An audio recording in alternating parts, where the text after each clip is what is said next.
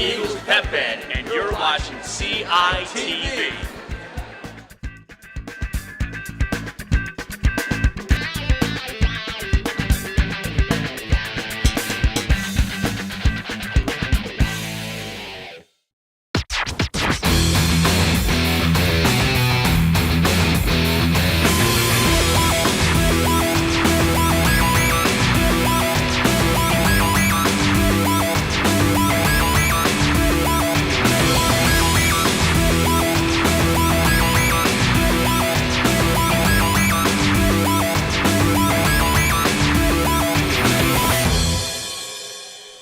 Hello and welcome to another edition of CITV Sports. I'm Scott Samuel David Weiss. It's Wednesday, January 10th, 2018. We're at Facenda Whitaker Lanes in East Northern, Pennsylvania for Suburban 1 American Girls Bowling action featuring the visiting Hatboro-Horsham Lady Hatters and the host Plymouth Whitemarsh Lady Colonials.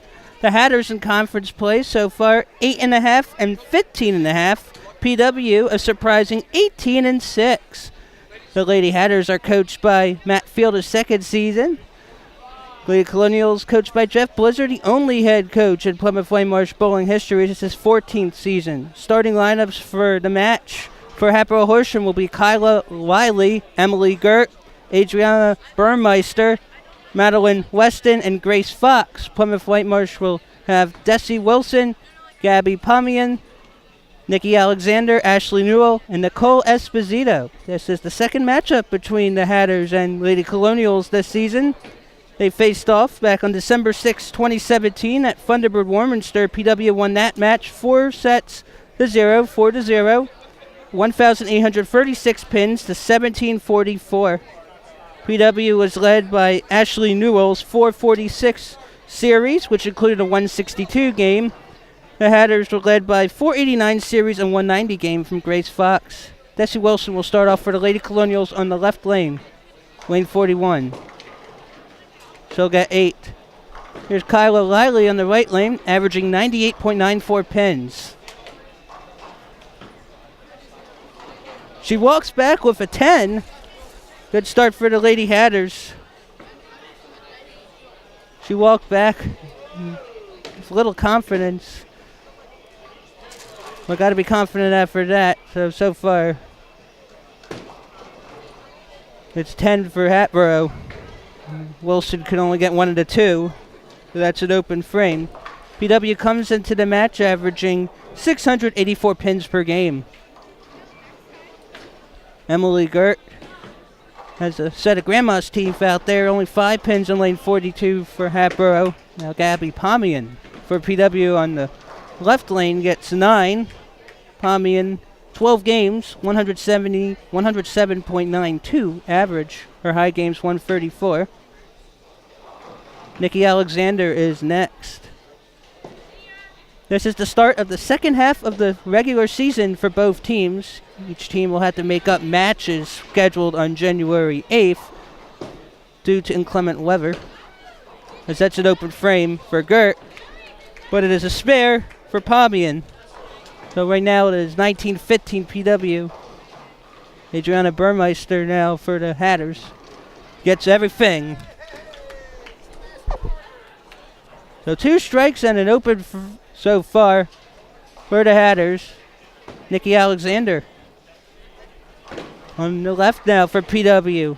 She has a split. Alexander, she's number 9 right now in Suburban 1 American with a 148.5 average, but will not be eligible for Eastern PA Regional qualifying right now due to not having enough games. Madeline Westen on the right lane for Hatboro-Horsham gets 9, leaving the 4 pins so far. Westen right now, 149.11 average, is 8th best in Suburban 1 American. Eastern PA Regionals scheduled March 2nd and 3rd in Lancaster and Ephrata. Individual tournament will be March 2nd. Empty frame for Alexander.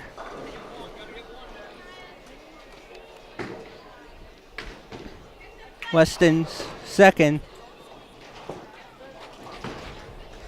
And it is money. So 2 strikes is spare and an open in the first frame of game 1 so far for Hatboro-Horsham. Ashley Newell now for PW. And that's everything All 10 for Ashley Newell. Nicole Esposito, the anchor, will be next for PW. In lane 41 and 42 is Grace Fox, who qualified for Eastern PA Regionals in 2017. And she gets all 10. Grace Fox has just one 200 game in her career. It did come against Plymouth Whitemarsh back on December 7, 2016. The last time the two teams met here at Facenda. PW won that one 2.5 to 1.5 because they tied the game. She had a 2:14, Grace Fox did. Here's Esposito, who is currently ranked 4th in Suburban 1 American, and she has to deal with the split. Desi Wilson will start the second frame for PW on the right. Looks like she lives the free and 6 pins. So far, Hatboro for one frame of game 1 has 45. Hatboro-Horsham definitely missing the production from Lauren Klein, who graduated in June 2017, who's now at Chestnut Hill College. Esposito can only convert 1 of 2. PW that frame had 3 opens, a spare, and a strike. PW at 54. Let's see Wilson with her first conversion. That's the spare. She's at 19 in the second. Kyla Liley rolls that one into the gutter after her first frame strike. Abby Pommian now doesn't get a lot of spin on the right lane. She had a 9 spare in the first frame. This is the second half of the regular season. The top 10 Suburban 1 American bowlers will automatically qualify for the regional tournament. You also get a few bowlers as at-larges based on result at the Suburban 1 League Championships, which are scheduled in February 2018. Wiley only got 1 pin on her second frame, so she's at strike open. So right now it's 66 to 47 PW in the second frame of game 1. Emily Gert knocks down 8 on the left. Pommian had an open frame of 3 and 4. So now it's Alexander. She gets all 10. Alexander needs to continue building up her confidence and her results. The more she plays, the better her average, and better the chance she could possibly qualify for Eastern PA Regionals. Gert, second ball, with just a 1 and 3 pins to deal with, is square on. Gert with her first mark. Messenger's not there for Ashley Newell, who had a strike in the first frame. Newell right now, the 5th best average in Suburban 1 entering January 10th, 156.39. Burmeister for Hatboro-Horsham had trouble getting it in the middle. She got the left side and all back pins. She has 5 pins to deal with, and Newell can hang on, yes. Newell with a strike and spare. She has 30 through 2. It's 96-67 PW early on in this first game. We'll have 3 games total, and then after the third game, we'll total up the scores and have our 4th game as the aggregate. And it's a good pickup for Burmeister, back-to-back marks and back-to-back spares in the second frame for Hatboro-Horsham. Here's Esposito, who I believe has 3 career 200 games, and she's going to have to deal with the 7-10 split.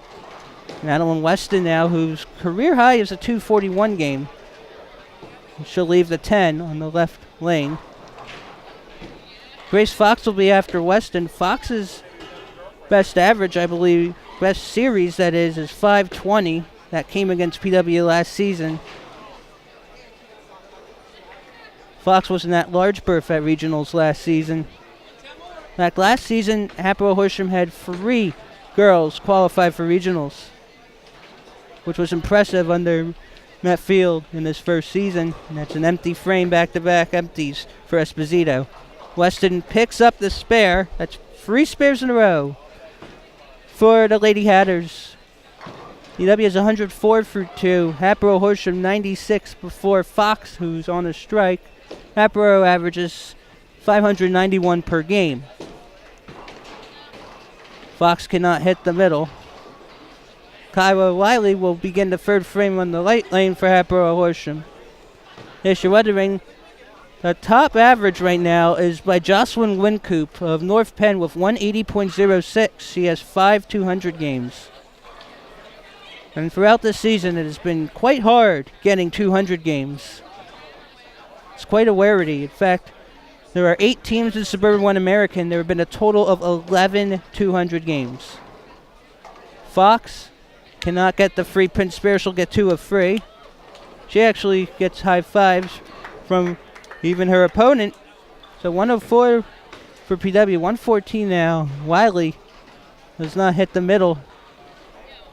Wiley a little under 100 pins. Now Wilson off a spare. Oh, that's a good ball, but the 7 pin won't budge. North Penn is the only team right now averaging above 700 in Suburban 1 American with 738.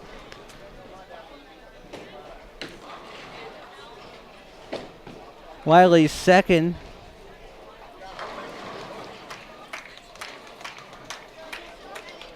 And it is registered under 4 and 4. I think there was something wrong with the pin setter, and Wilson pumps up after her second straight spare. So now PW is 123, 122, third frame of game 1. Emily Gert gets 7, leaves the middle 3. And that's a gutter ball for Pomian. Gabby Pomian had 7 games in varsity in the 2016-17 season, averaged 107, so her average is right around where it is right now on 107.92.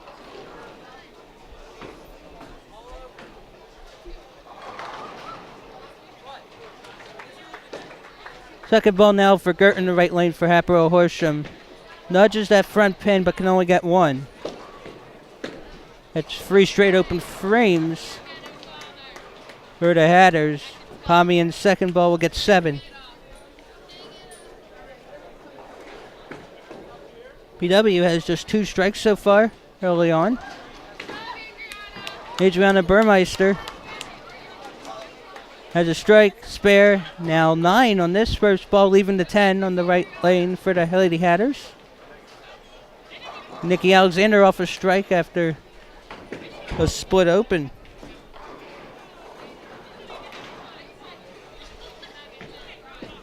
Alexander leaves the 7. It was a bit too straight for Burmeister. So that's her first open frame. And now the Hatters at 155 in the third frame of game 1. PW at 148, pending the roll by Nikki Alexander. You have to bowl at least half of your games in order to qualify for the Eastern PA Regionals on March 2nd. Madeline Westen looking for her first straight, and she gets it. Madeline Westen looking for her first 200 game of the season, looking for Hatboro's first 200 individual game of the season. Last season, Hatboro-Horsham had 15 200 games, including 2 from Weston, and Alexander comes up a bit short. Her second open in 3 frames. Grace Fox now. Perfect ball. 2 out of the 3 frames are strikes. Hatboro for 3 frames with 185, PW at 148. And Plymouth Whitemarsh entering this match 18-6. A half game less in terms of wins than last season total in conference play. PW thought it was going to be a rebuilding season, but it has been a struggle throughout the whole league. Ashley Miller got 6 of the first ball in the left lane for the Lady Colonials. PW missing the production of Francesca Shoto-Colelli, who averaged around 180 the last few years. 180s. Newell comes up with just 2 of 4. Her first open frame. 162 for PW before Nicole Esposito, the senior anchor for PW, looking to go to regionals for the first time. Last season, Nicole Esposito had a respectable 152.61 average. However, I think she was the first bowler out of automatic qualifying for regionals. This season, right now, it would be ranked 6th best. the 152 plus. That's a better ball. And gets the result out of it. It's just the third strike of the game for PW. Let's see, Wilson starts the fourth frame on the right for PW, just 4. And now she's at 46 before the roll. PW at 180, Hatboro at 185.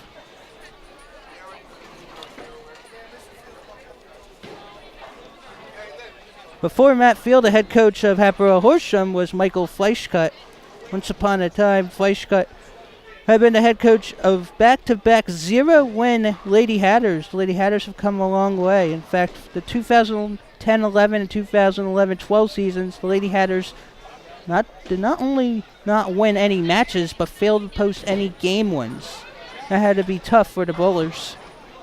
And the Lady Hatters actually snapped that long skid against the Lady Colonials back on December 10th, 2012. It was a 2-2 result at Warminster.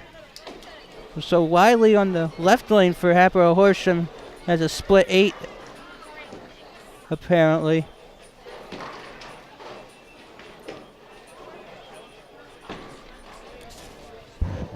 Now Pomian looking for her second mark. Nothing doing for Wiley after that first frame strike. 3 opens in a row, and Pomian picks up the loose change, her second spare. She has 37 and counting for 4 frames. PW at 194, Hatboro 193, and the 4th frame of game 1 will have 3 games. Emily Gert brushes the 1 pin, but knocks down 6.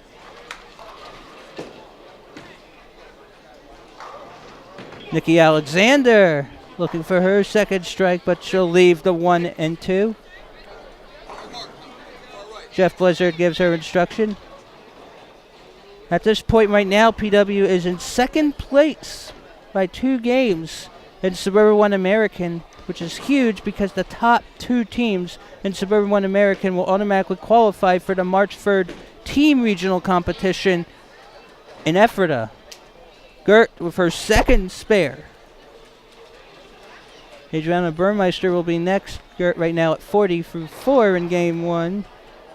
Hatboro clinging to a 203-202 advantage through the middle of frame 4. PW had a match against Penridge January 8th postponed. I believe that is scheduled to be made up on January 30th, 2018, circumstances permitting. Alexander picked up her second mark, her first spare. And that was a gutter ball for Burmeister off the 9 open. Ashley Newell now, whose high game this season is 200. PW had 9 200 games in the 2016-17 conference season. All 9 were by Francesca Schotel-Colelli. Burmeister's second. She'll knock down 5. It's her second straight open after back-to-back marks to begin the game. And Newell comes up short. Madeline Westen, now the only bowler without an open. It's going to curve into the pocket. Oh, it was a good hurry.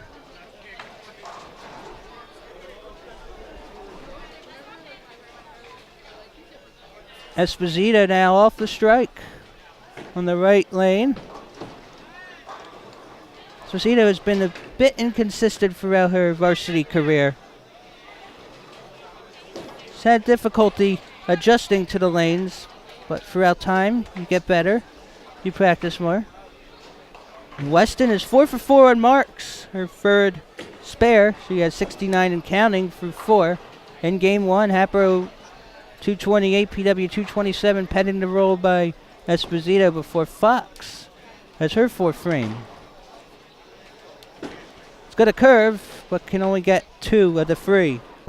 So third open for Esposito. Now here's Fox off her second strike. Disappointed about that because that's going to be a 5-10 split.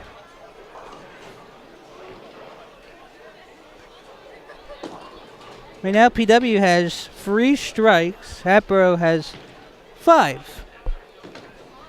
Hatboro had 3 strikes in the first frame, none in the second, 2 in the third, none in the fourth. Fox second, and she'll just miss that 5. Right idea. Couldn't get it accurate. 244 to 231 Hatboro-Horsham over PW through 4 frames in game 1.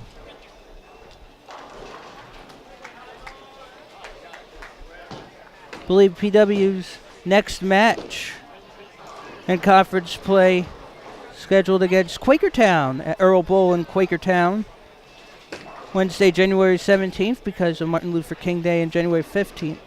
Kyla Liley has her 5th frame begin with 8. Jesse Wilson with the authoritative strike. Her first strike of the contest, 16 counting for 5 for the PW leadoff. Coming in averaging 134 per game. Wilson's high series, 429, her high game 167 in conference play. Only conference matches count for ranking in terms of qualifying for regionals. Wiley comes up short. That's her 4th straight open after the first frame strike. She has 37. Her average is a little over 98. Abby Pomian for PW with the 8. Leaves the 2 and 8 pins. Emily Gert now. 2 spares in this contest. Looking for her first strike. She'll leave the 1, 3, 8, and 10 pins. 52 right now in the 5th.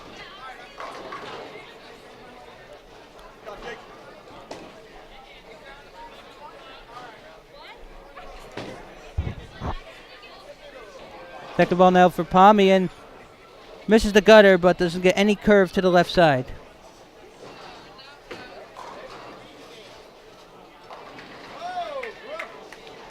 PW is 257, Hatboro 265 in the 5th.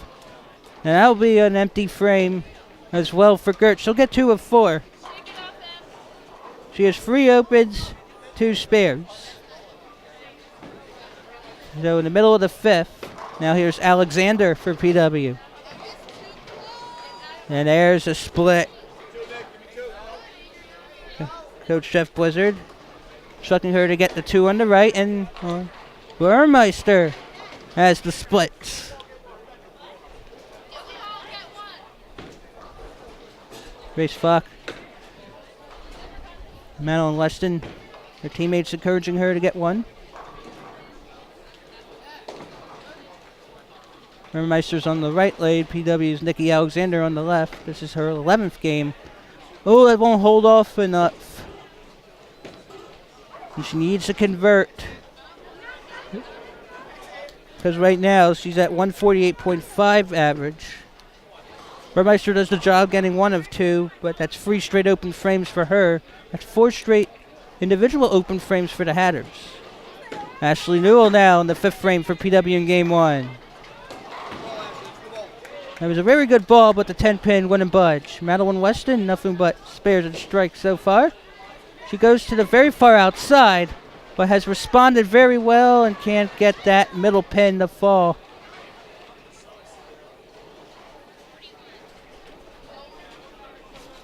Madeline Westen had a 436 series against PW on December 6, 2017, that is, at Thunderbird Warminster, Hatboro's home lanes. Newell for 3rd straight open frame. PW at 280, Hatboro at 294, and Westen so far nothing but spares and strikes. Her 4th spare and 5th mark. She's at 88 and counting. Westen liking these lanes so far. Here's Esposito. Very good ball. Gets the strike, her 2nd. She's at 55 and counting. It's 295 at 290. Hatboro-Horsham through 5 pending the rolls. Grace Fox leaves the 10 on her first roll on the right lane. Fox to get just the 10. She's at 63 in the 5th. Hatboro 304. The top 6 Eastern PA teams at regionals qualify for states. The 2017 top 6 teams had 3,856. Pensbury to 4,171. That was Governor Mifflin. A lot of work to do if these teams want to get in position to go far past the regular season. Race Fox, second straight open.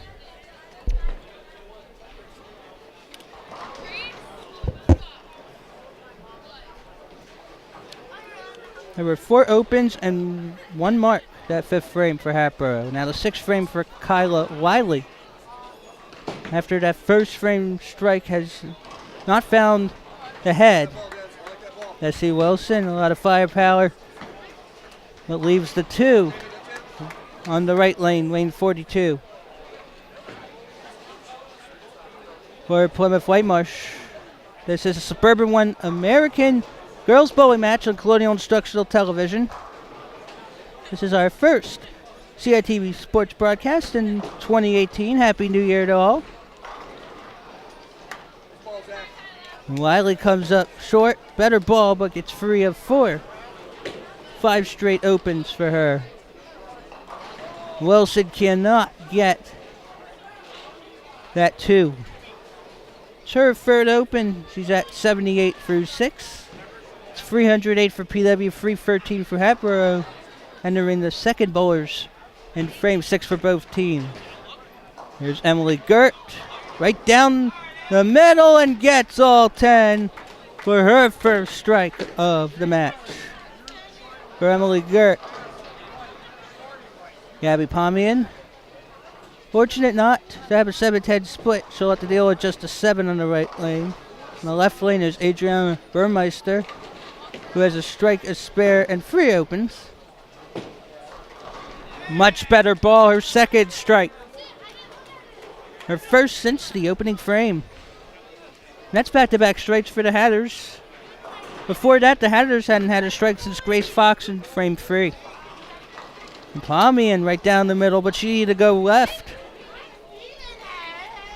Madeline Westen starts from the outside diamond, goes in. Her ball is really doing well, as she's getting 9s or strikes on the first ball. She's at 106. She'll have to deal with just the 4-pin.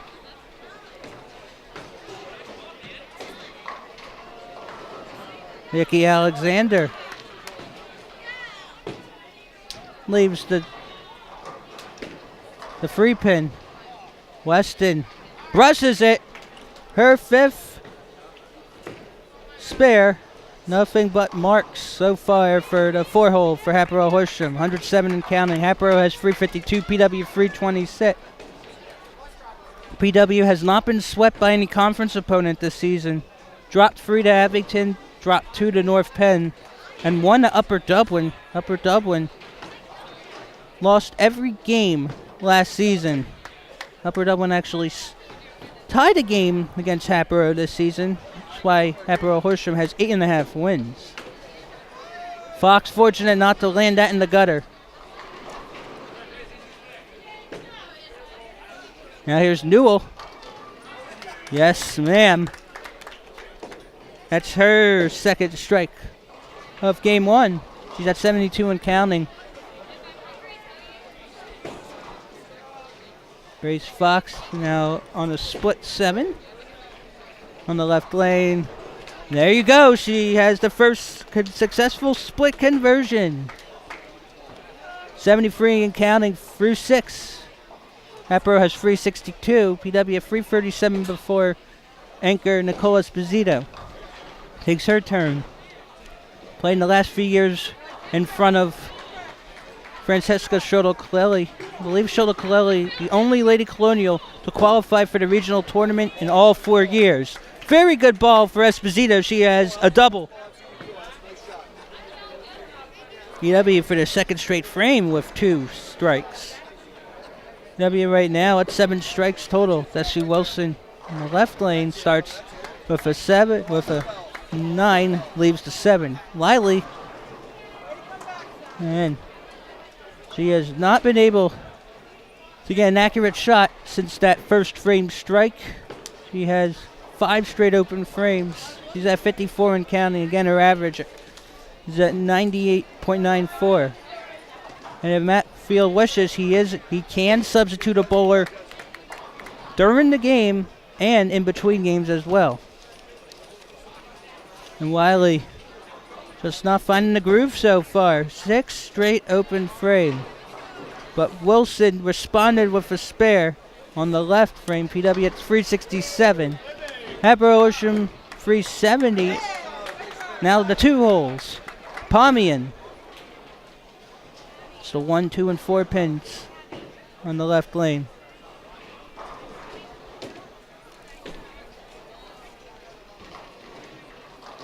And Emily Gert on the strike at 7.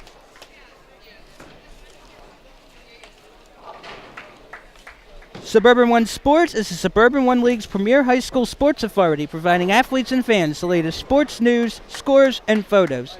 Visit www.suburban1sports.com. There are 2 Suburban One conferences in bowling. You got National and American. These schools are in American. Pomian with the good pickup. And for her, she has 3 spares and 4 opens. Gert's second ball in lane 42 for the Hatters.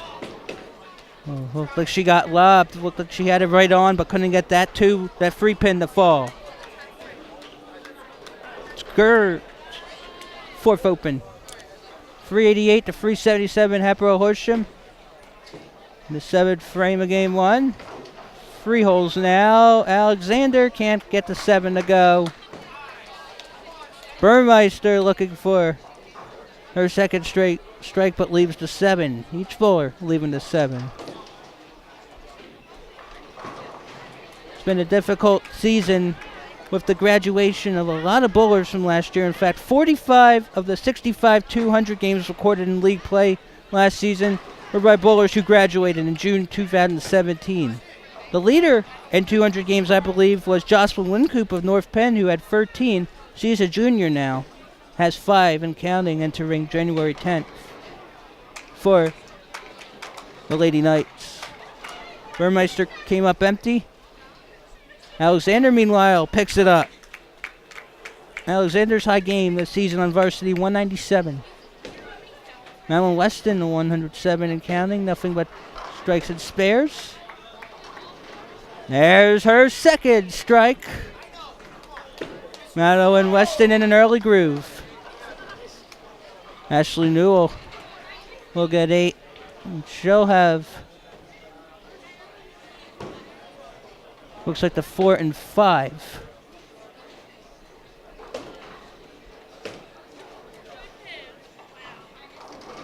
Race Fox with her 3rd strike.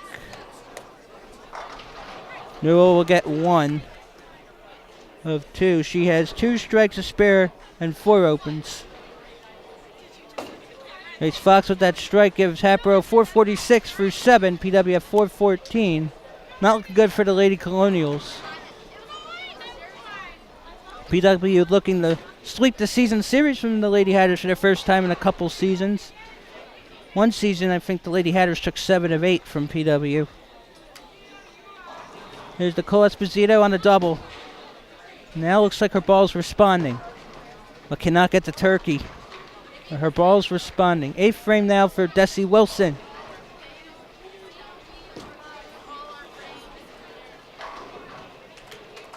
Who's worked her way up from being on junior varsity in past seasons. Whitemarsh, I do not recall, has ever been to the team regional competition in girls bowling history. Regionals have been in existence since 2007. I think the best PW's finish in conference play had been third during the 2009-10 season, which included Amy Costello and Lauren Enslin. Esposito with her 3rd straight mark. So actually her 1st spare of the contest. PW with 4 spares in the 7th frame, and Desi Wilson picks up her 2nd straight spare for that one to begin the 8th frame. PW now with 460. Hatboro starting the 8th frame of game 1 with 446.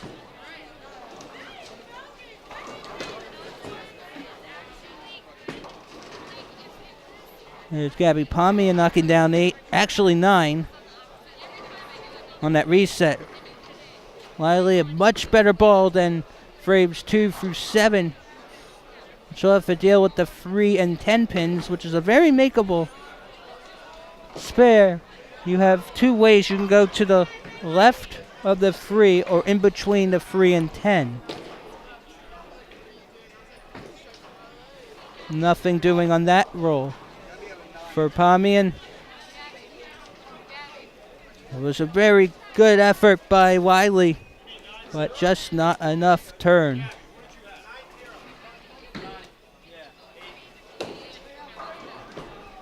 Pomian had a 9 and miss, but it goes down as an 8 and 1 because of the late fall. Now here's Nikki Alexander getting all 10, but she shakes her head.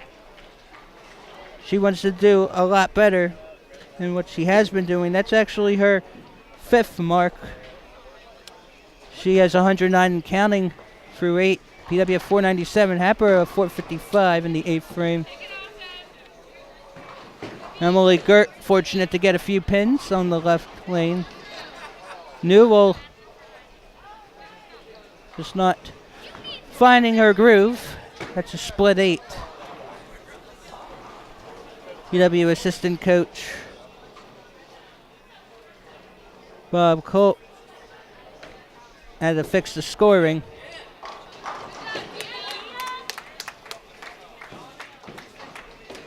Newell gets 1 of 2. That's her 5th open frame. She's at 99 and counting, averaging around 156. Second by Gert, gets a couple. She has a 4 and 4 at 90 so far. Gert is averaging 108.73. She had bowled 11 games entering this one. And those games do not count the aggregate total. Those count just games 1, 2, and 3 in matches. Esposito with her 3rd strike in 4 frames. 4th straight mark.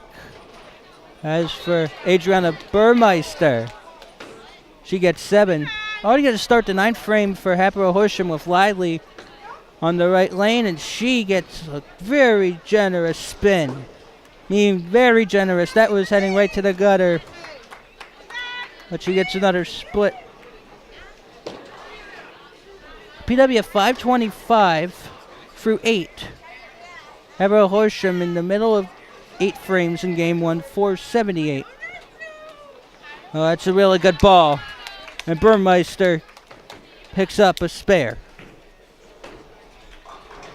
Lively, meanwhile, her 8th straight open frame after that 1st frame strike.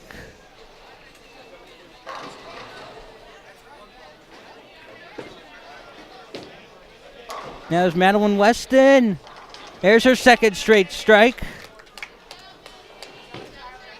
She's 147 counting through 8. She could be well on her way to her first 200 of the season, which would be Hatboro's first 200. Gert now for frame 9.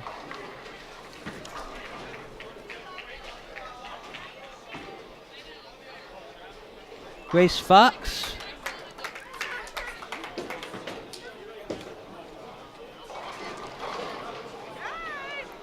Looks like she has a split. She converted a split during frame 6 of this game. PW's at 525 for Hatboro right now, 527. Couple bowlers into frame 9. Looks like Gert's gonna square it. And the Hatboro faithful liking the effort of late. That's gonna be too much curve. Nothing there for Grace Fox, who's at 109 through 8. Burmeister now hits a few pins on the right side.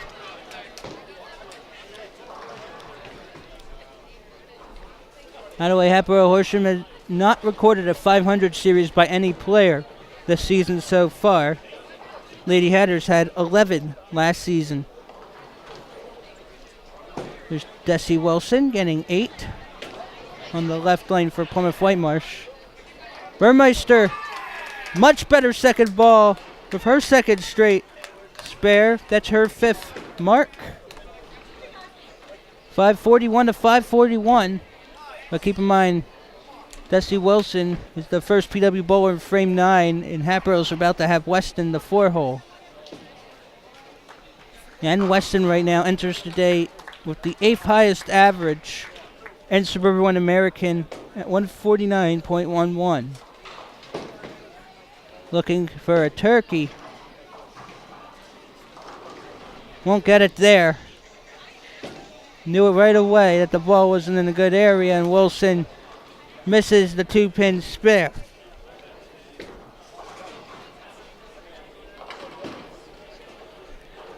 (2016-17) PW 18.5, 29.5 at a 701 game average, 812 high game. 2,305 high series. So far, PW's high series is 2283 this season. Westen got robbed. Her first open frame. She's at 173. Could still get a 200 though, if she strikes out or gets strike 7. And that is a first ball gutter for Gabby Pomian. Her first gutter roll. Here's Grace Fox. Points left. Cannot get the messenger to sweep it up.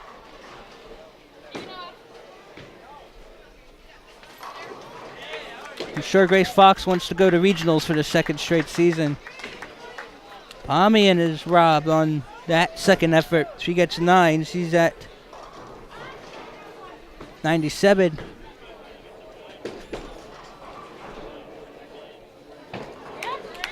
And Fox picks it up.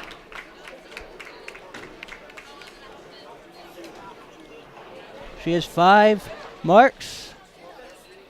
119 through 9. 577. PW at 550, but still with a few bowlers to go in the 9th frame.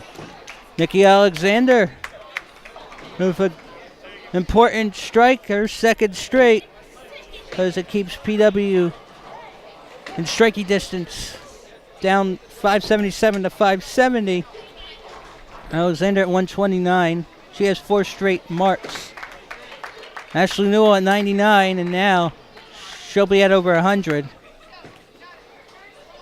As the match progresses, the lanes should adjust.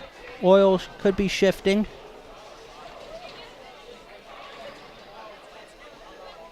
And in terms of degrees, we're either in the 30s or 40s in Fahrenheit. After the last few weeks have been in the 30s and 20s, even teens, even below that. Newell picks it up. 1 pin spare gives her 109 and counting. Nicola Esposito, I think, will go on the left lane before Dusty Wilson has her 10th frame. In the 10th frame, each bowler can get a maximum of 3 rolls. You can get 3 strikes in the 10th frame. There's Esposito, just avoids the gutter. That ball's going to come back, and she'll hit only the light side. Wilson's 10th frame for PW in the right lane. Good start. There's her 2nd strike. Her first since frame 5. PW at 600, averaging 684. Had 701 per last season with Francesca Schotel-Kaleli at anchor. Esposito, her 2nd, looks a lot better. Good response for Nicole Esposito. She's at 144 and counting. Here's Wilson. Her 2nd ball will leave the 5. She'll get 1 more. She's at 140.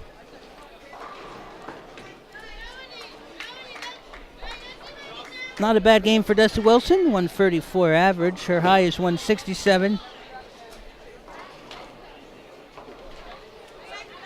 PW this season has put in 9 different Lady Colonials on varsity, and Kyla Liley, guy with a gutter ball on her first roll in the 10th to begin for the Hatters.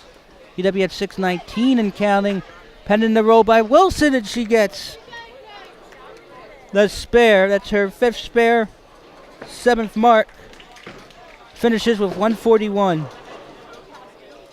in game 1. Wiley's 2nd and final roll will get her 8. Who gives her 80, which is about 18 pins below her average. Gabby Pomian now on 97. She'll break the 100 mark.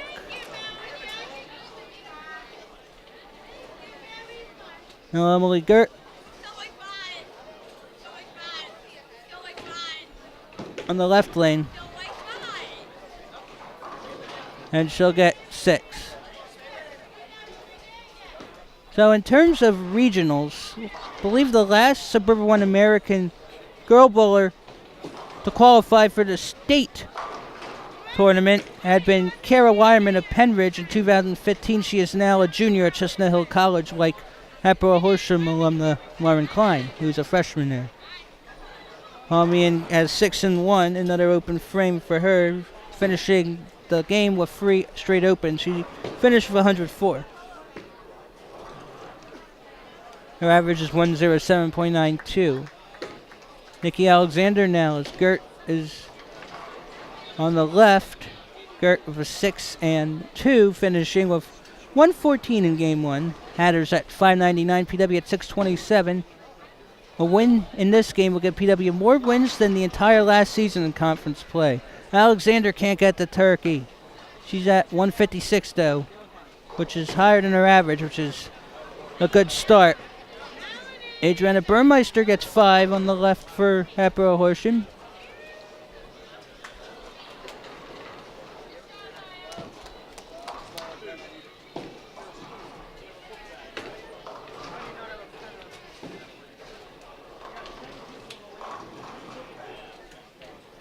Now second ball in the left lane for Burmeister.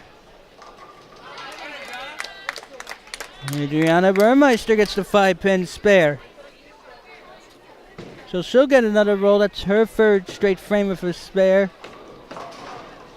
Alexander's second is money. She'll get one more roll to get to the 160s.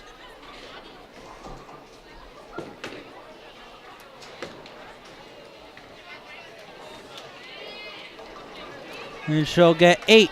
Hatboro-Horsham again averaging 591 per, right now at 622 with 2 bowlers to go in game 1. Burmeister finishes with 136. Alexander's last ball is everything. All 10 for her. 168. It's a little over 20 pins above her average. PW at 666. Now Madeline Westen off her first open. And she'll get 7, so no 200 there. But she could get in the 190s with a spare. And then some pins. Ashley Newell now in the right lane for PW's got a lot of work to do as she remains in the match. Coaches can make substitutions after each of the first 2 games and during games. If it's during a game, the bowler who had bowled before being substituted will have the score count for her.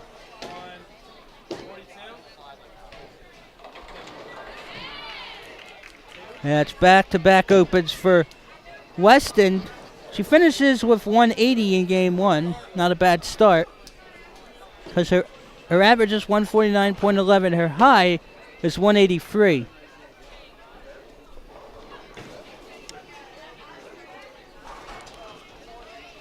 So Hatboro at 630. Grace Fox starting her 10th. She'll leave the free pin.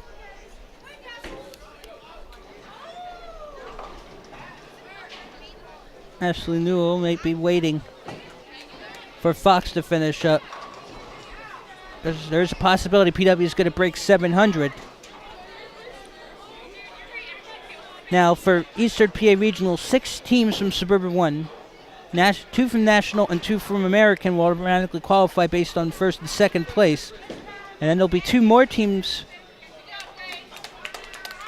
They could be from either of those conferences, or both can be from one conference, and that will be on pinfall. Grace Fox picks up the 1 pin spare. She's at 138. 1 ball to go for her. 649 for Hatboro-Horsham. Hatboro's high game is 694 so far. PW's high game this season so far is 798. It's to my understanding that in the boys' varsity match between Hatboro-Horsham and Plymouth Whitemarsh, the first game had been won by the visiting Hatters. And Fox finishes with 7, giving her 145. And for Fox, it's a little above her average. A few pins at 656.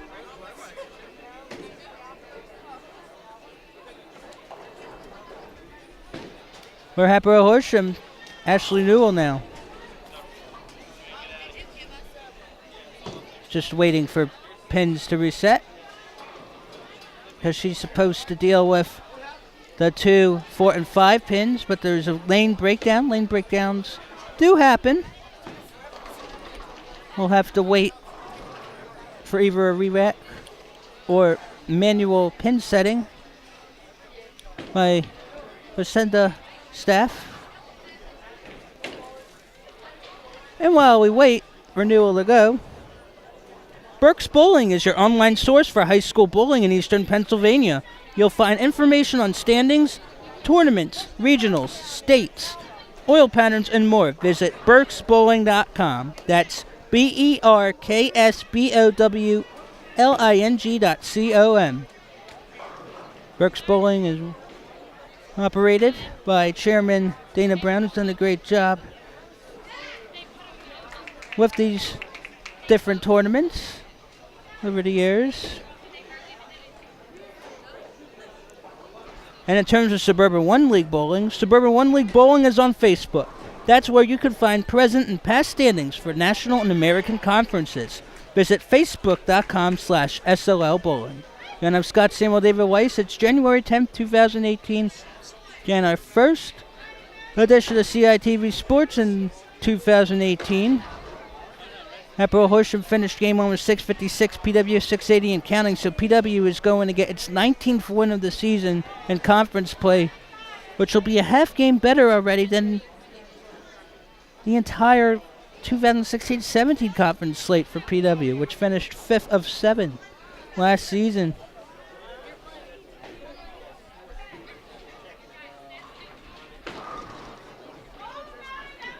And entering today's action on January 10th, North Penn was first at 20-4. PW and Abington both at 18-6, but PW actually had a 3-pin advantage in terms of average, 684 to 681.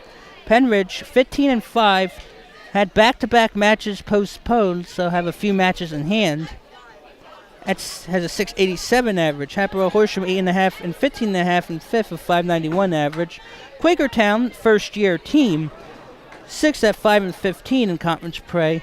7th, Upper Dublin 4.5 and 19.5. Upper Moreland in last at 3 and 21. Newell's second ball after the fix-up, and she gets all 3. Just to make matters and ease a little bit. She's at 126 and counting. Her average again, 156.39. The good news is this is a 3-game match, not just one.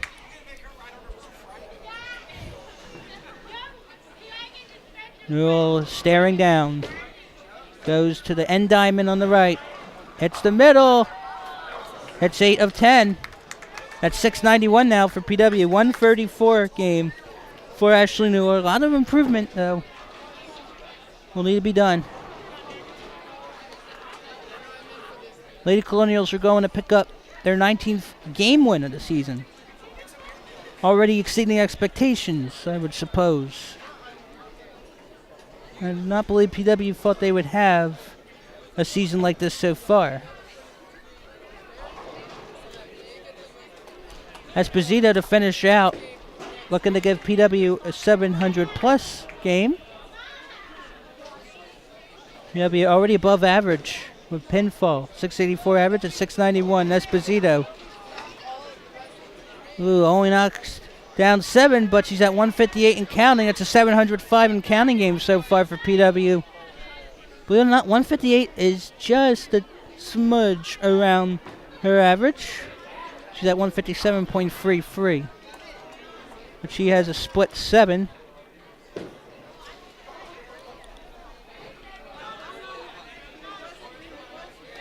Esposito with the 4.67. Cannot get it to hurry. Gets the 4.7. And that will give her a 160. And with that, PW will win Game 1 by a score of 707 to 656. We'll step aside here at Facenda Whitaker. Game 2 is coming up on CITV. Now we're in Game 2 of the Suburban 1 American Girls Bowling match between Hatboro and Plymouth Whitemarsh. PW won Game 1 707 to 656. Kyla Liley for Hatboro-Horsham starts the game off in the left lane with a ball in the right gutter. Meanwhile, Desi Wilson in the right lane starts off PW's second game with a strike. She had a 141 in Game 1. We have a switch for PW. The two-hole hitter, the two-hole bowler then will now be Lauren Cosgrave in place of Gabby Pomian, who had a 104. Wiley will get 8 pins. Wiley had just one mark in the first game. That was the first frame strike to begin the contest. So PW temporarily up 10-8 in the beginning of the second game opening frame. Emily Gert will be on the left side for Hatboro-Horsham. Lauren Cosgrave will be on the right for PW. Cosgrave has 6 varsity games under her belt so far this season in conference play. Gert's first ball will knock down 7. She had 114 in the first game. Cosgrave will knock down 6. Cosgrave a 105.17 varsity average with a 137 high game and a 338 high series. The high game in Game 1 for either team was 181 by Madeline Westen. First 8 frames for Westen were strikes and spares, and then the final 2 frames were opens. Second ball now for Gert. It's a whole lot better. That's the 1-2-7 spare. Gets a high 5. Cosgrave with her second. Will leave the 7.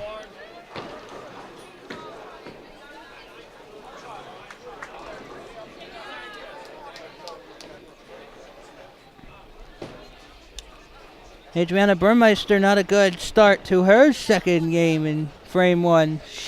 Second Hatboro-Horsham bowler out of the 3 so far to roll it into the gutter to begin this game. Here's Nikki Alexander. Does not get the front pin, but she does get 8. Alexander 168 in Game 1. It was a good start for her. Now will be an 8 count on the second ball. For Burmeister, 2 opens and a spare so far this game. Here's Madeline Westen. Last season, her high series was 522.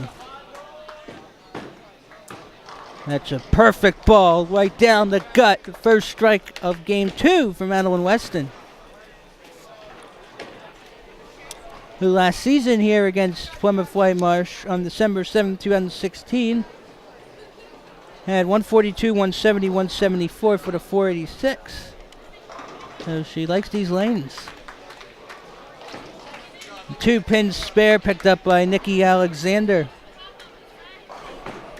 who after this match might become eligible for regional qualifying if she continues bowling on varsity. Grace Fox with a 9 count to begin her opening frame. PW has 29, 45 right now for the Hatters, and there's Newell. Gets everything. She had 2 strikes in the first game, along with 3 spares, by the 134 in her average around 156.39.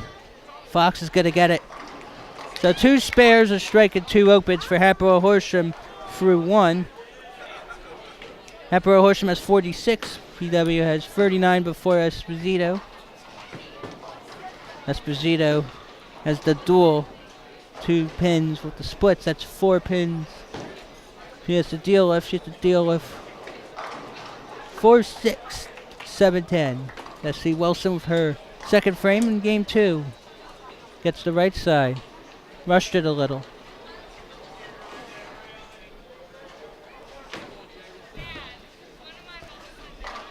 PW's up 57-46. Temporarily in the beginning of frame 2 of game 2. PW won the first game 707-656. PW right now at 19 conference wins. A half game better than the whole last season in conference play. PW at 19-6. So far, Esposito can get only 2.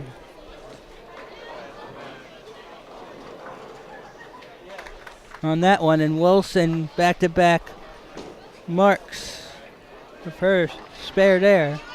Kyla Wiley has only 1 mark this match so far. Was the first frame strike in game 1. And she can get 8, but cannot get those 6 and 10s.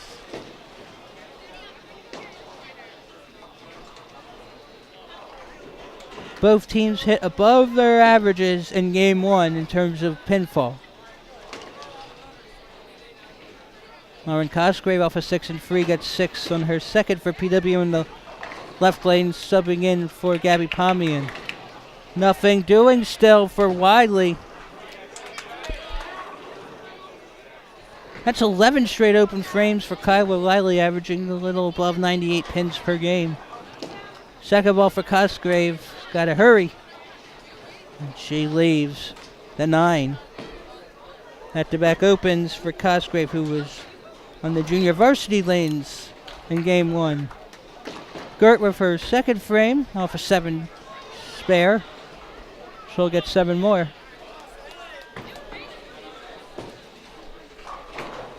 Gert's high game 137 on varsity. Alexander. She leaves the 6 and 10. PW hasn't had 3 bowlers go to the regional tournament in the same season since, I believe, 2014. That's 2 out of 3 for Emily Gert in the right lane for the Lady Hatters. In 2014, PW sent Francesca Schotel-Colelli, Jamie Puccielli, and Nikki Martini.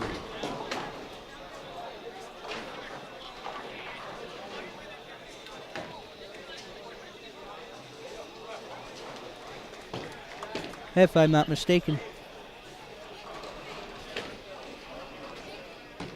Alexander picked up her second straight spare. It's field goal post right now for Burmeister in the right lane, leaving the 4 and 6. Here's Newell on a strike. Like down the middle, but a lot better ball control. Smiling to her teammates. And that's going to go into the gutter for Burmeister. 3 straight opens now for the Hatters. And the second frame of game 2. And that's head on for Ashley Newell. 134 game 1, looking for more. Here's Madeline Westen off a strike. Leaves that free pin there. That's actually the 6 that she has to deal with.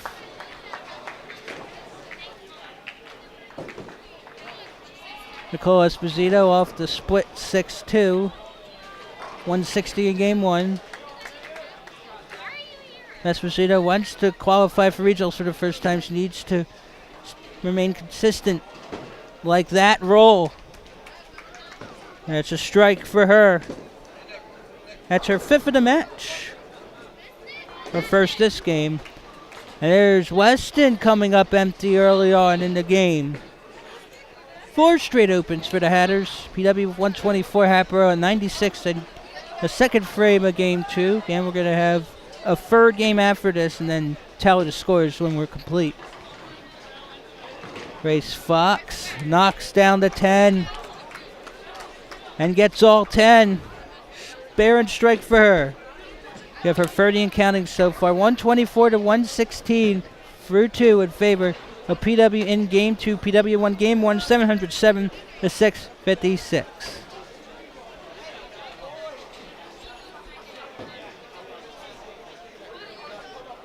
Hatboro-Horsham is wearing red shirts, PW. Wearing blue and gray shirts. Bessie Wilson knocks down 9 on the right lane. Kyla O'Reilly is having a hard time getting a good grip on her ball. Her first ball gutter in Game 2.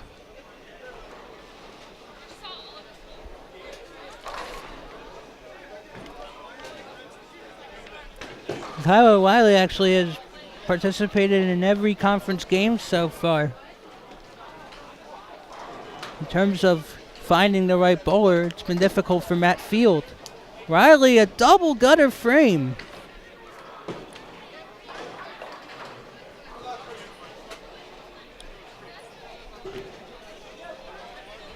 Definitely not happy about that. She's at 18 for 3.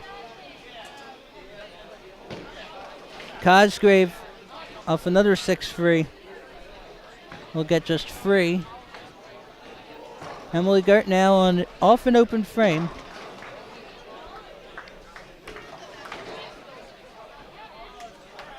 Gert will get 9.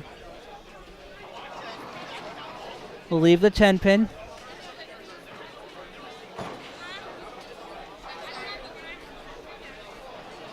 Cosgrave now the second ball.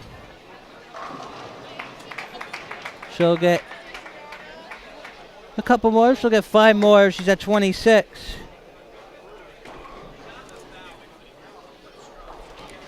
New 3. Cosgrave had a 293 series, including 107 high game on December 6, 2017 against these Lady Hatters to begin the conference season. Gert could not get that measly pin down. Oh, her second straight open frame. She has 35 and counting. PW up 150 to 127 in the third frame of Game 2. PW up 1-0. All 10 for Burmeister after back-to-back opens. Only the third strike so far in Game 2 for Hatboro-Horsham. Hatboro-Horsham, Plymouth Whitemarsh, Suburban 1 American, and all sports second consecutive year. Hatboro-Horsham is in Suburban 1 American. Before that had been in Suburban 1 Continental for all sports, although had been in Continental American for bowling. Madeline Westen with her second strike of the game, trying to pick things up. And Alexander, meanwhile, got her first strike of the game. Now here's Newell. Thought she had a much better ball than that split looking at. It's a 5-7 split. Grace Fox will be on the left lane, who has a spare in the strike so far. Newell's going to get just the 1. But that's what you need to do, get at least 1 pin. There's Fox. And she has a lot to say on that one. Back-to-back strikes. That's a 2-bagger. Has a spare at 2 strikes. Give her 50 and counting through 3. It was Game 2 on December 7th, 2016, that she had the 214 game. That was her only 200, I believe, of her varsity career. If I'm not mistaken, Esposito in the right lane for PW gets a 9. Wilson will start her 4th frame on the left, and we'll get everything but the 7. She needs to slow down a bit. And this is Girls Bowling on Colonial Instructional Television. Don't forget to visit us online, colonialsd.org/community/CITV for the program schedule. And to also watch videos online. Esposito's second ball is head on. Back-to-back marks for her. Give her 38 and counting for free. 216 for PW there. But Wilson will not get the 7. Back-to-back open frames for her. 216 to 167 PW. And wow. Kyla Riley, believe it or not, that last frame she had, she actually got 2 pins, apparently, on that ball. It looked like she double guttered, but 2 pins were credited. I'm sorry if I made a mistake on that, but it hasn't been easy for her. 3 of the 4 frames here, she started with a gutter. But she has just 19 from 4. PW up 223 to 168. Game in frame 4 of the game, and Lauren Cosgrave off of 7. Her second ball is nothing. Still looking for her first mark of the day after starting the day on junior varsity and swapping for Gabby Pomian, who had a 104 in game 1 in varsity. Emily Gert now, and she's going to land it in the gutter. What is going on this second game for Hatboro-Horsham? That's already, my goodness, 5 first ball gutters in the 4th frame now. Now there's Nikki Alexander with 2 spares in the strike. And now she's got a split to deal with. Def Wizard telling her just to get 1. Alexander's high game again, 197. On varsity, Gert will pick up 9. She's at 44. In the 3rd frame, Hatboro-Horsham had open, strike, strike, strike, but now gutter, open in the 4th frame. So PW is up 239 to 177, middle of this 4th frame of game 2, up 1 game to none, and Alexander does get 1. So she's at 66 for 4. Burmeister off a strike gets 9, leaves the 7.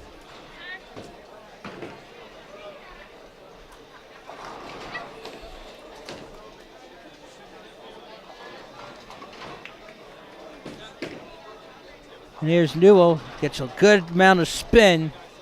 Will leave the 4 and 7 pins. Burmeister knew it right from the start she was going to get that. Her second straight mark, give her 46 and counting. And that's 66 for Alexander after that open. 249 to 197 in the 4th frame. Newell on the left side, Madeline Westen, 2 strikes and an open, and that's a 2-pin pickup. It's a spare for Newell. Madeline Westen gets everything. 2 in a row, and 3 of her 4 frames in game 2 have been strikes. Looking for that first 200 game of the season. Grace Fox off a double as well, looking for the first turkey of the match by any player. Esposito off the open strike spare. Now the senior anchor for PW on the left lane, lane 41. Here for Facenda Whitaker.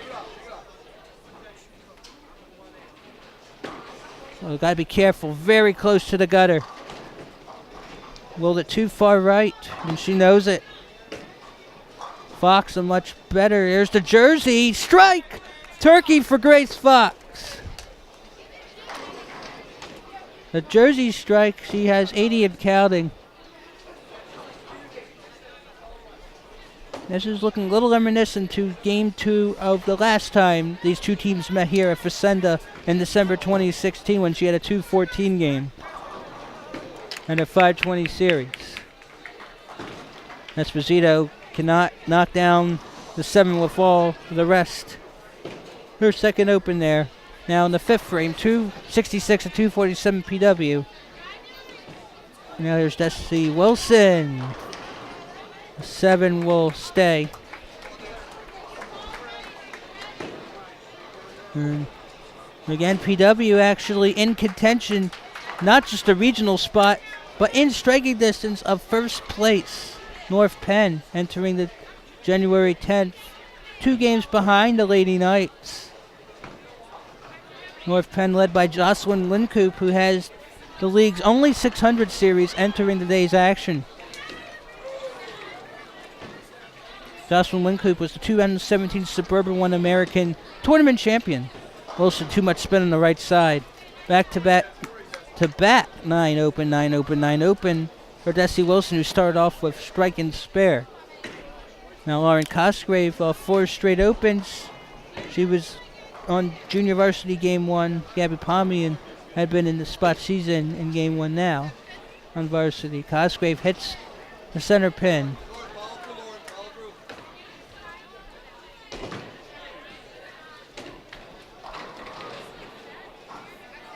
Wiley will finally head it down the middle.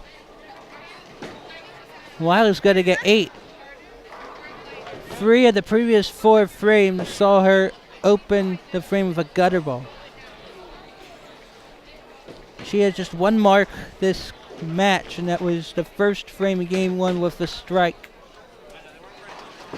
Now Cosgrave will get her first mark of the game and of her varsity day. That's just 1 of 2 there for Wiley. 14 straight open frames, if I'm not mistaken.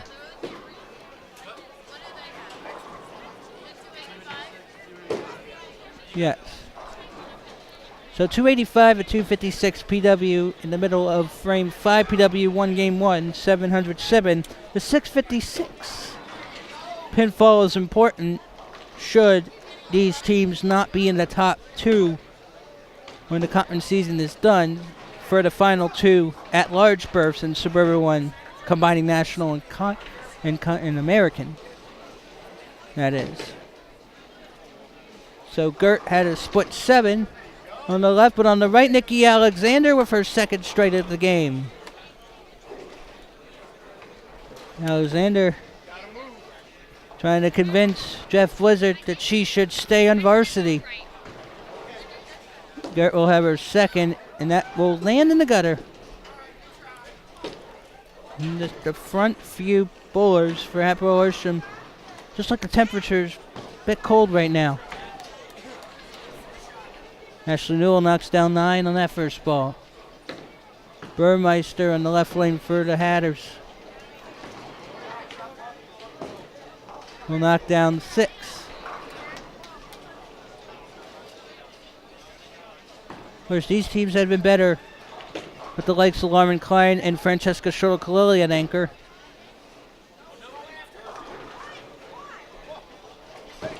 And that's an open frame for Ashley Newell, who cannot convert that 1 pin spare.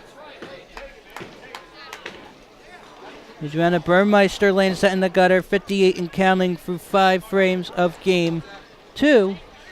Weston will be on the right lane for Hatboro-Horsham. Esposito will be on the left for Plymouth Whitemarsh. Burmeister again coming into the day averaging 95.94 pins per game. So Hatboro-Horsham in a bit of difficulty this season getting marks, which are strikes and spares. Esposito now 53 and counting, had a 160 in game 1. Gets a jersey but cannot get the strike. Weston looking for her turkey. Gobble gobble. Weston has a turkey. Fox, who's coming up, is on a turkey. 4 out of 5 frames have been strikes for her. Just the 9 open is the difference between a higher score, perhaps.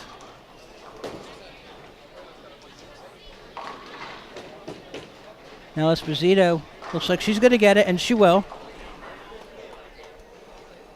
Her third mark in 5 frames, 63 and counting, 323 for PW. Fox will get 8.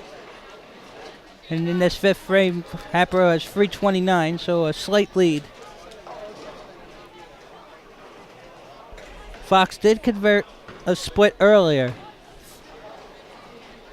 This is a 310. She has no open so far this game. Her last open frame was a split open in frame 8 of game 1, according to my knowledge.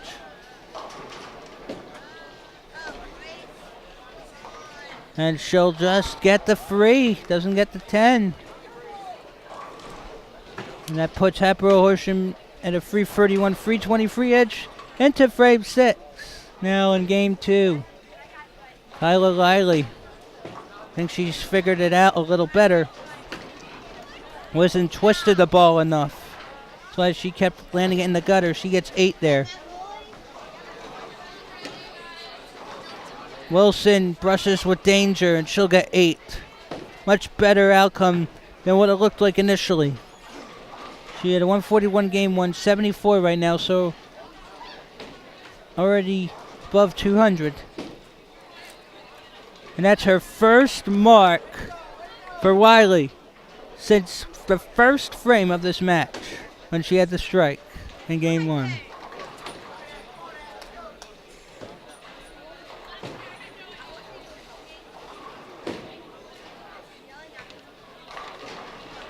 Second ball is very good for Desi Wilson with her third mark. Her first since frame 2. Emily Gert now in the right lane for the Lady Hatters. 51 and counting. Leaves the 6. Hatboro fans made the trek from Hatboro, some of them. Hatboro-Horsham last season, 25 and a half and 22 and a half, a rare winning season. And again, Hatboro-Horsham once upon a time went 2 consecutive seasons without a game win. That's right, the whole season without a win. Twice in a row, that is. To do it 2 years in a row without a win had to be hard for the likes of Tara Krauf and Katie McLendon, among other bowlers. Gert comes up empty. Lauren Cosgrave started on the left side with 6 on the first ball.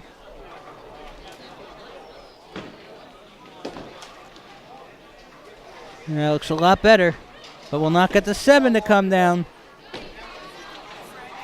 Burmeister will leave, I believe, the 4 on the right lane. She's at 67 and counting. PW down 359 to 348 temporarily. Hatboro-Horsham, dating back to 2007, there have been a total of 9 individual regional appearances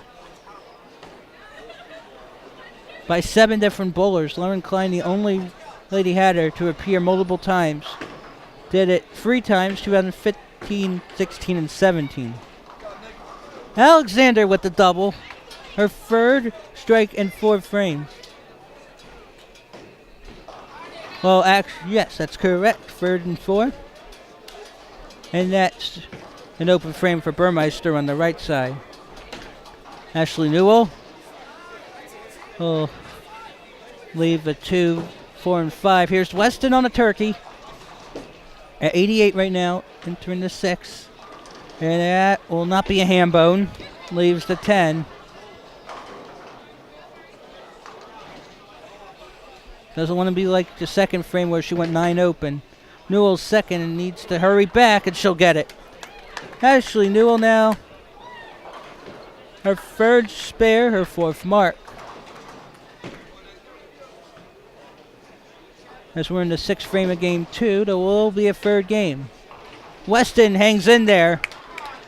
4th straight mark, her 5th and 6th frames. Grace Fox will be on the right for Hatboro-Horsham. Nicole Esposito on the left. They'll be battle of the anchors now. Jet Blizzard is talking to his varsity bowlers. Esposito, fortunate she didn't have to brush the possibility of a split. And there's Fox with the jersey, but leaves the 5. A couple seasons ago, Fox had been struggling to get even above 100 pins a game. Fox is talking with her opponent, counterpart, Nicole Esposito. Fox the last couple of years have been the 4-hole in front of Lauren Klein.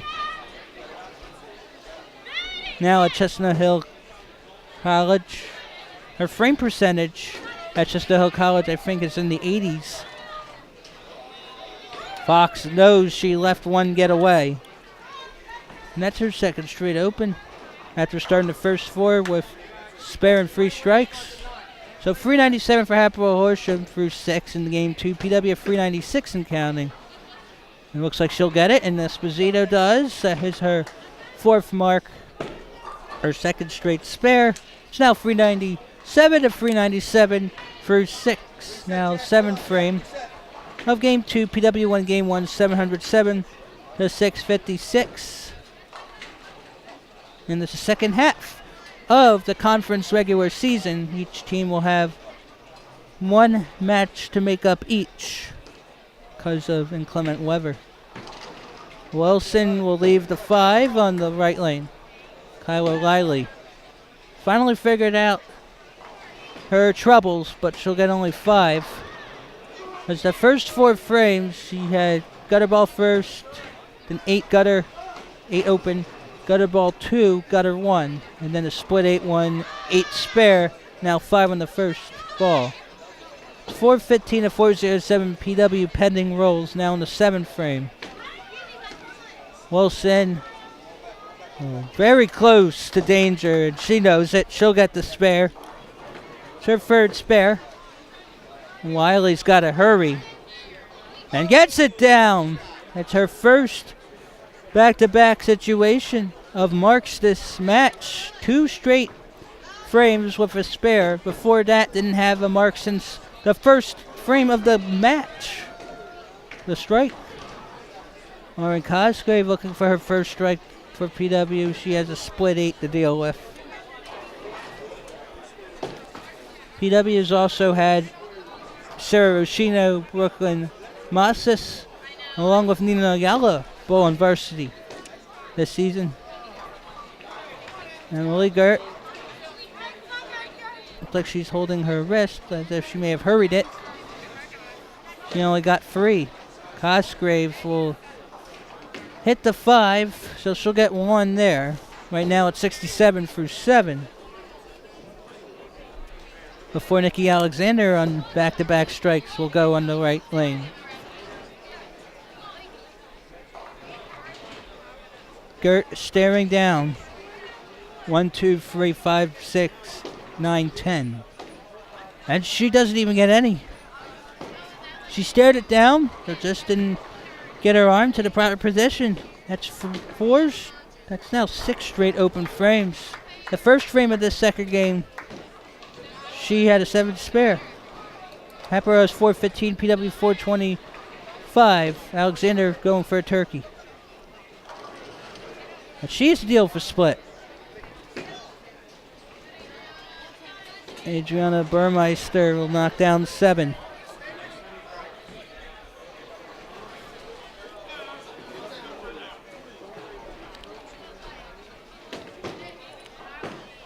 And as the season progresses, it'll be important for both teams to improve on making their marks. Because I'll tell you what, the Suburban 1 National Conference, they could get games in 900s. The teams could. And in the Berks Bowling League, teams could even get 1,100 games.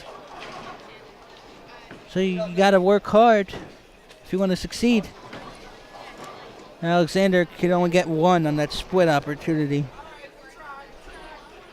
As for Burmeister, she gets 7 and 2 there. That's her 3rd straight open. Ashley Newell now on the right side for PW. Has to deal with the 4-7-10. That's a split. Madeline Westen likes these lanes a lot. That's her 5th strike in 7 frames here. 6 mark. And that's her 8th strike of the match. And Newell won't get 2 of the 3. PW 467, Hatboro 444. Grace Fox, the anchor for Hatboro-Horsham. And she got what she wanted. Her 4th strike of the game. Back-to-back strikes for the Hatters. 454 for Hatboro-Horsham. Esposito. 4 she rolls. The Colonials are at 467, so PW up by 13. PW won the first game again, 707 to 656. Well, that's a beautiful ball. And for Esposito, her 1st strike since frame 2 of this game, her 2nd. Right in the gutter is Desi Wilson. And she's going to sit down thinking what she just did. Now here's Wiley, and she's going to knock down pin. Just a pin. Wiley averaging around 98. Hatboro faithful trying to contain their disappointment. And it is great for fans, including family, to come out and support the visiting team. Sometimes you just need additional encouragement. A much better second ball for Wilson. She'll knock down 9. She'll know what to do for the rest of the way. And that will be just nothing doing. Burmeister, who had back-to-back spares, and now that's a 1 open. 55 through 8. 496 to 456 PW. Now in the 8th frame of game 2. PW looking for win number 20 in terms of game wins. Cosgrave still looking for the first X. She's as a 7 at 74 right now. And Cosgrave averaging 105.17 on varsity. Here's Gert, who's averaging around 108.73 on varsity. And she's holding her wrist. Don't believe she's injured. Cosgrave, that ball's got to hurry. And she'll miss that 1 pin. She'll get a 2 and a 4. It's her third straight open. Cosgrave at 76, PW 505, Hatboro-Horsham 461. PW also has matches against Norristown scheduled, which will be non-league, former Suburban 1 American rival, now in the Pioneer Athletic Conference. And that's a good pickup for Gert with the 5-pin spare. It's her second spare of the game and her first since the opening frame. There's Alexander leaving the 6 and 10. She'll not have a difficult time probably on that second ball, as long as she doesn't wing it to the gutter. Burmeister now with the 7 on the right lane for the Lady Hatters. So entering the day, the top 4 teams in Suburban 1 American had 6 losses or fewer. Penridge 15 and 5, but 2 matches to make up. Oh, she did not curve it enough. Too much spin. And Alexander let one get away. She's at 130 through 8. Still got 2 more frames to make it up. Burmeister is empty for the 4th straight frame. Now here's Newell for PW, 513 to 473. Lady Colonials. Newell will leave the 10. Westen, she hurried that one and does not hit the head pin. Weston's at 149, gets a spare here, has potential for 200. Newell's second gotta hurry and she'll get it by the edge of the teeth. 9 spare for Ashley Newell. She's at 111 through 8. Westen, no, cannot get that 10. Boy, those pins weren't kind that time. 155, she could still get above what she did in game 1 to 181. With 2 frames to go, she's at 155. Now Grace Fox, the anchor. With 4 strikes in the 7 frames. Crossed up a bit, but fortunate to knock down 7. Esposito in the tan pants and the gray and blue shirt in the left lane. Curves it, will get 7. Esposito again entering the day's match with 157.33 in conference play, which is 4th best. Jocelyn Wincoop is first at 180.06. Manny Niporowski of Abington, second, 160.89. Fox picks up the 3-pin spare. Third was Angela Kaufman, I believe, of Penridge with 159.07. And that's 145 and counting. Already matched her total from game 1. PW up 537 to 511, and Esposito will make matters better with the spare. She's at 122 through 8. 9th frame now, PW up 543 to 511. Here's Desi Wilson, much better ball, but the result will leave the 5.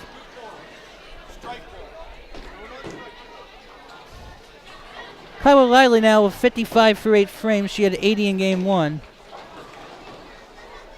We're going to see Matt Field and Jeff Blizzard are going to make substitutions after this game. Wiley's got it right down the middle, but still just one strike on the day. And that was the first frame in game 1. And just 3 marks, including the 2 spares in this game. Wilson second, that's the ball she needs, and she'll hit it dead on. It's her third mark in 4 frames. 1 strike though, but she's at a 114. And now she sits down visualizing her next frame. And she realizes it's a rough game, but still a lot more time left. Wiley is empty on that spare conversion, and Cosgrave will get 7. On the left lane now, lane 41 will be Emily Gert of the Lady Hatters. It's 560 to 520. PW.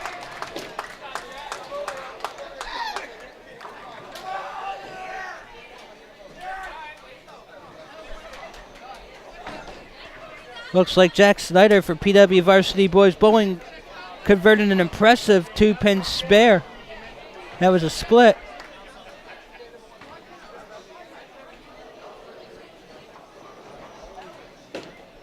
Now back to this game. Gert got 9 in the first. Here's Cosgrave, who had 7 on the first, but just 1 in the second. 8 of the 9 frames have been empty for her. She's at 84, just a spare in frame 5. And she was on JV in game 1, substituted for Gabby Pomian. And for Gert, that is her third spare, second straight. She's at 92 and counting. Through 9, it's 561 to 539 PW. PW right now will be lucky if it can get to 684, its average. Here's Alexander. Will once again leave the 6 and 10 pins. And there's Adriana Burmeister. Right now 86. She had 136 in game 1.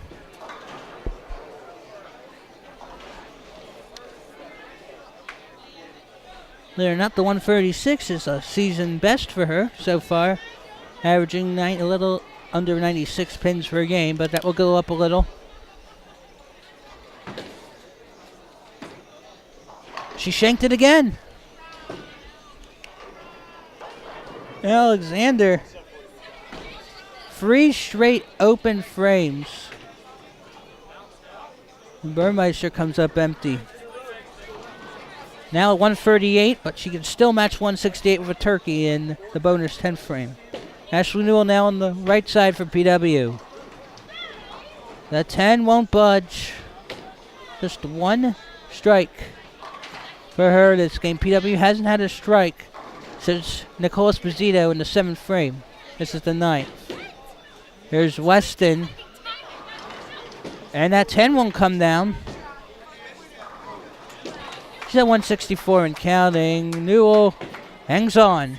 Her second straight spare, her third in 4 frames. Weston's got to stare down the 10 pin, the 4 hole for Hatboro-Horsham.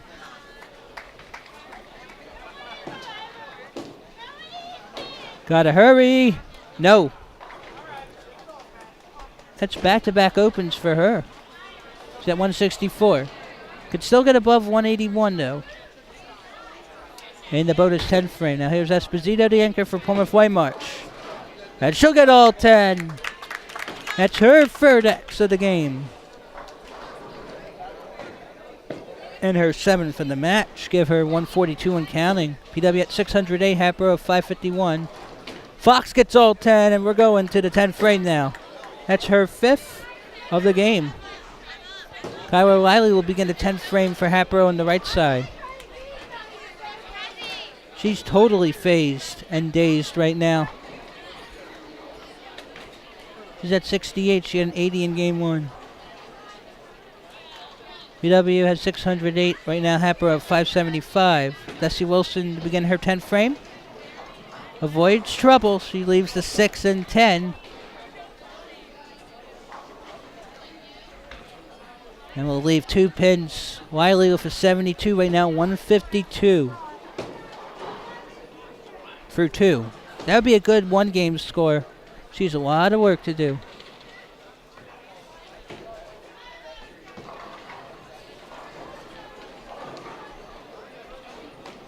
Now to hurry on that one, and that's a good pickup for Desi Wilson. Look at the high fives all around her teammates.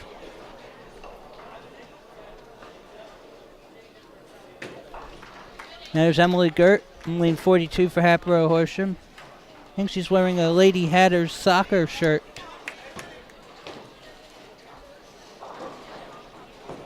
She'll knock down everything but the 7-pin. And in the girls' game, you do not see as many strikes as the boys. But you still need to convert your marks. Wilson will get 9. So for the second straight game, she'll have a 141. Still above her average, though, of 134.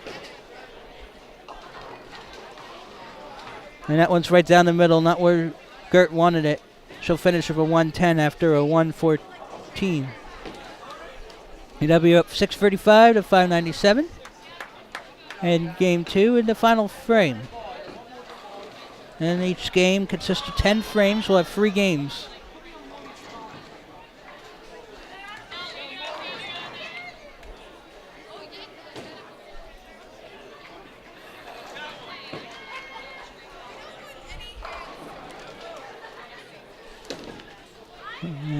Osgrave will lower to the left side of lane 41.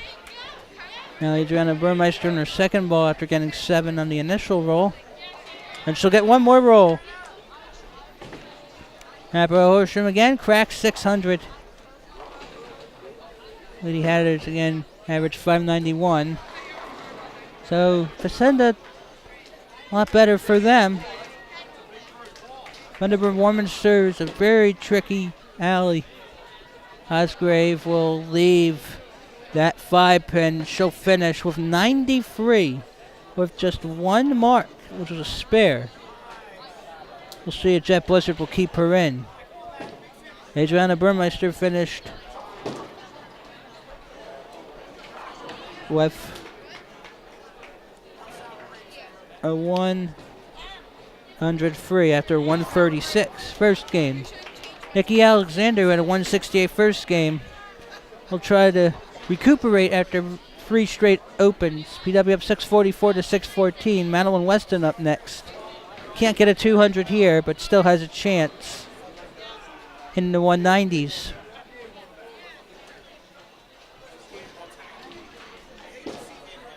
Looks like it's going to be in the pocket, but she'll leave the 610, which has been the dreaded leftover in this match so far. She's at 172.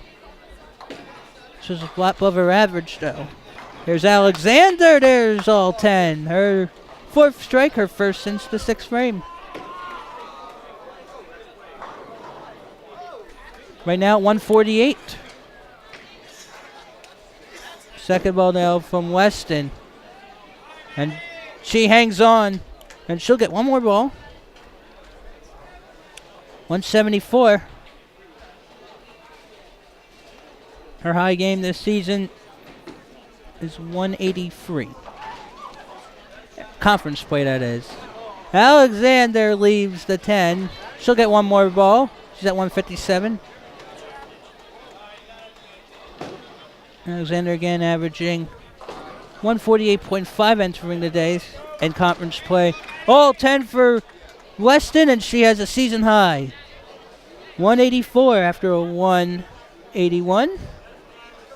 She keeps it going. She could get the first 200 game for Hatboro-Horsham by a bowler and the first 500 game by Hatboro-Horsham. Shanks it down the middle, but 157 for Alexander is respectable.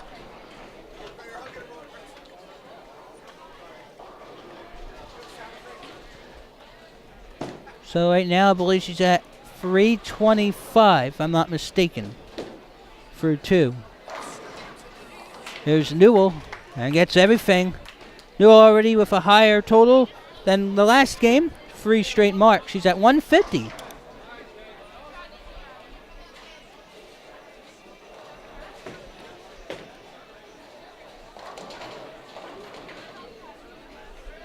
Grace Fox gets 6 on her first ball. It's 683 to 646 PW. Newell visualizing. Shallow. Right down the middle. She'll leave a 4-7.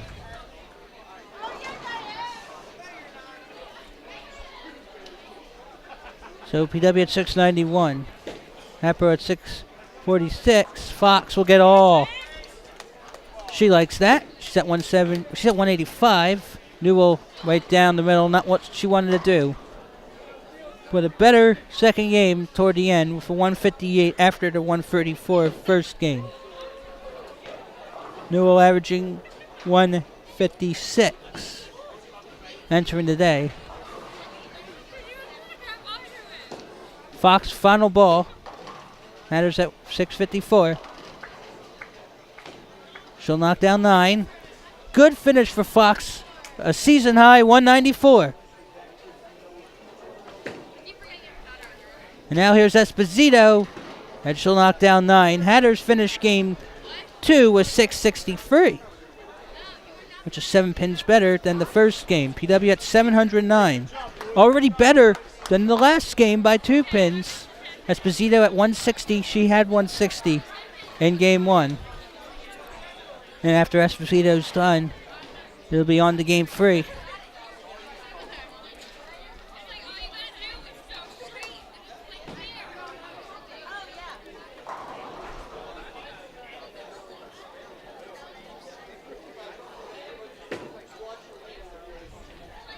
She'll knock it down.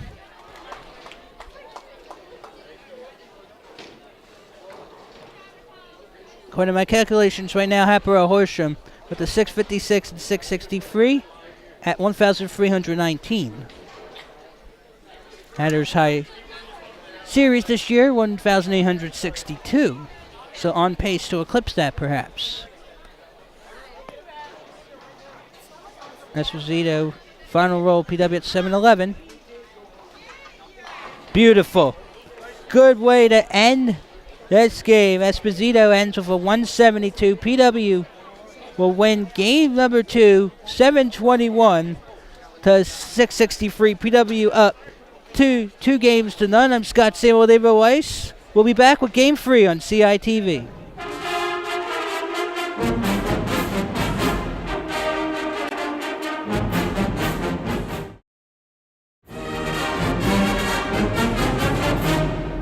We're now at Game 3 of the Suburban One American contest between Hatboro-Horsham and Plymouth Whitemarsh. Plymouth Whitemarsh leads 2 games to none, and on aggregate 14-28 to 13-19.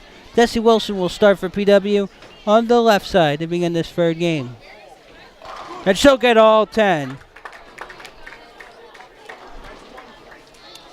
Today is January 10th, 2018. On January 9th, 2018 at Colonial Elementary School Gymnasium, Taylor O'Brien, the Plymouth Whitemarsh varsity girls basketball team, made history by surpassing Thomas Young for number 1 in the all-time scoring list in basketball history.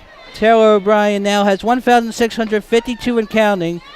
Thomas Young, that is, had 1,641. He then went on to Indiana University of Pennsylvania about 12, 13 years ago. He had that record.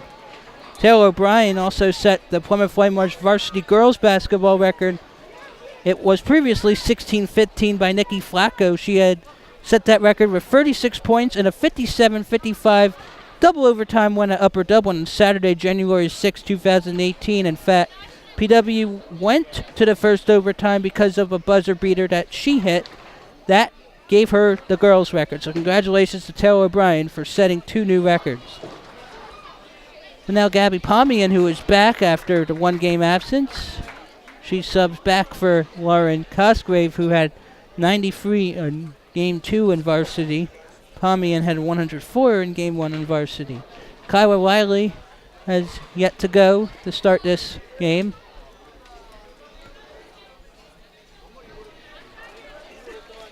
Pomian will have her next ball. So again, if you want to know how the bowlers are doing in terms of averages, that's just you go to facebook.com/SOL Bowling or search SOL Bowling on Facebook. That's Suburban One League Bowling. Doesn't get any of the two. To begin her first frame in Game 3, Nikki Alexander will be followed by Ashley Newell and then Nicole Esposito. It's still going to be Lively, Gert, Burmeister, Weston, and Fox for the Lady Hatters. PW right now with 20 wins against 6 losses in conference play. It's already 2 more wins than the entire 2016-17 season, but this was not expected. So PW already exceeding expectations. And Alexander gets her first strike of this pivotal third game. PW looking to sweep the Lady Hatters for the first time in a couple seasons. And once upon a time, Hatboro-Horsham went 2 straight years without a game win. Not just a match, but games. And now here's Ashley Newell. She'll leave the 10. Matt Fields, Hatboro-Horsham squad, still not on the lanes yet.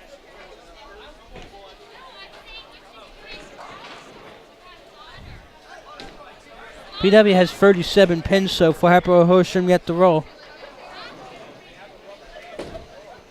Newell's second will be no good.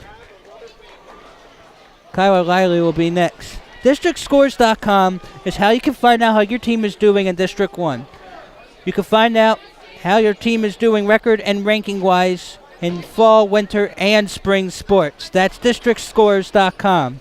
You don't have to wait every week for rankings like in past seasons. Just like the first frame in Game 2, Kyla Riley opens her opening frame with a gutter ball. In terms of District 1 6A basketball rankings, Plymouth Whitemarsh girls entering January 10th, number 5. The boys, undefeated and number 1. The lone, unblemished squad in District 1 6A. A very difficult schedule non-league with 3 impressive wins over Catholic League schools. That's a double gutter for Wiley. Hatboro-Horsham at 0. PW at 37 for 4 bowlers in this third game. PW won Game 1 707 to 656 and won Game 2 721 to 663. All of the scores in terms of team totals have been above averages in this match. Here's Emily Gert getting 9 on her first ball. This first frame of Game 3. Colonial Instructional Television, which you're watching right now, airs on Channel 28, both Comcast Cable and Verizon Fios in Plymouth Township, Whitemarsh Township, and Conshohocken Borough. You can even watch CITV videos online. Visit www.colonialsd.org/community/CITV. Gert's going to brush that one, and that's a spare for her. So she's at 10 through 1. PW still with Esposito to go. Hatboro-Horsham with 3 bowlers to go in this first frame. PW temporary up 37 to 10. PW up 2 games to none. In terms of milestones, I didn't mention earlier, congratulations to Marco Di Battista. During winter break, he became the 15th PW wrestler to earn 100 victories. He is the first since his brother Gianpiro did it a couple years ago. So congratulations to Marco Di Battista on reaching the 100 wins club. And earlier in this winter season, Niles Rankin set the 100 breaststroke record at 100.0 at minute .08, a record that had been held by Kurt Phillipson for 22 years. So it's been a good winter so far for individual recognition. And it's a 9 open for Adriana Burmeister. Hatboro-Horsham again wearing the red shirts. PW in the gray and blue. PW used to wear blue shirts, and the boys used to wear red shirts. Weston will get both the fall. Madeline Westen looking to improve upon her 181 and her 184 scores. She's at 365 entering this game. Just needs 135 to get her first 500 series of the season. She really likes these lanes. Here's Nicola Esposito, the anchor. Needs a lot of roll there, a lot of spin, but the 10 won't fall. What does Grace Fox say? She'll only get 5 there. She'll get a high 5 anyway from Nicola Esposito. Jeff Blizzard stresses sportsmanship. That is one of his top priorities. It's to do your best and always display great sportsmanship. North Penn has won a lot of sportsmanship awards because Don Stanicki has done a great job stressing that importance. And Esposito comes up empty. 2 strikes, 3 opens for the Lady Colonials that frame. PW at 46. Fox gets 4 of 5. Disappointed about that. She now 38 for the Hatters. Now here's Wiley. Finally gets pins after the double gutter. Wiley had just a strike on the first game and 2 spares in the second game. Matt Field has also used Melody Day and a bowler by name of Nadea as well. He hasn't had a lot of options though. Oh, that's a good pickup.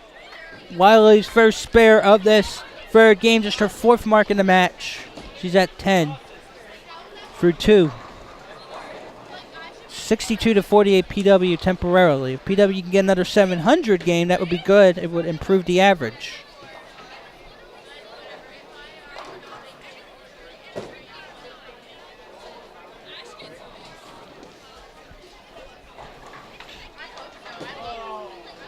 And that is going to be 1 of 2 for Wilson on the right lane.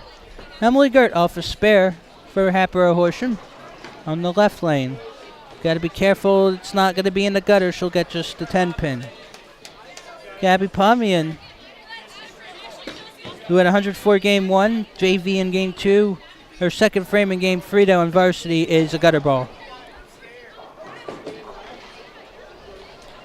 And it's around the time when your arm is either getting stronger or getting tired. PW up 64-50. Second bowlers in this final game.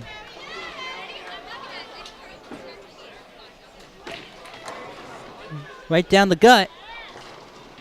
She'll only get 8 of the 9 remaining. So spare and open in game 3 so far for Gert. She's at 20. Pomian will get 9 of 10 on the second ball. Back-to-back opens. Burmeister now. Won't hit the head pin. She'll have the 1, 2, and 4 pins. I believe the next bowling edition of CITV Sports is tentatively scheduled for January 22nd, 2018. It will be Abington Ghosts versus Plymouth Whitemarsh Colonials boys bowling. The Colonials swept the Galloping Ghosts earlier this season at Abington's home lanes. And now here's Alexander, who had to strike her first frame. Her high game on varsity is 197, and that 10 won't budge. She'll get 9 on the first ball. Burmeister's a little bit right, just missed the head pin. Back-to-back opens for her. So just 3 marks so far in this third game for Hatboro. PW up 91 to 65, pending rolls. Nikki Alexander, I think now has enough games under her varsity belt to be eligible for consideration and ranking for top average. And that's a good spare. And there's Weston, and she'll leave the 7. Those pins are teasing her out in the lanes.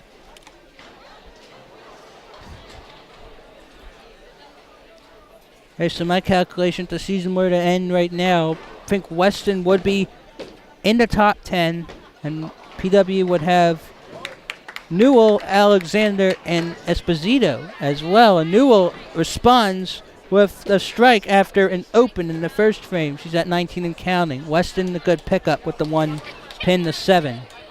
30 and counting through 2. 103 to 85, Plymouth Whitemarsh. Colonials won. Lady Colonials won 1 and 2. PW 20 and 6 and counting in terms of games. Hatboro-Horsham 18.5 and 17.5 in conference play.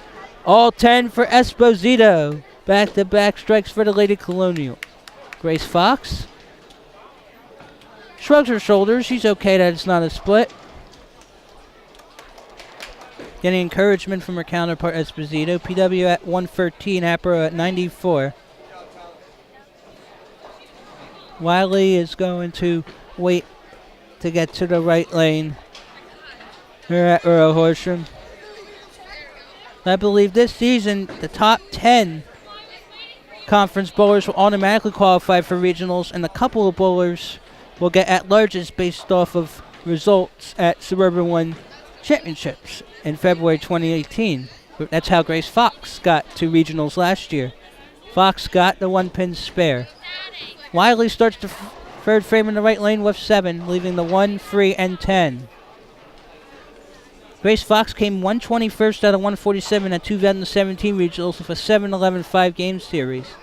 Erin Cass, who isn't on the team because I think she graduated, 106 out of 147 with a 757 5-gamer. Lauren Klein, 75th with an 819 5-game showing. It's going to be an 8-10 split opportunity for Desi Wilson. It's a 7 open for Wiley. I'm sure she's not going to enjoy watching the footage.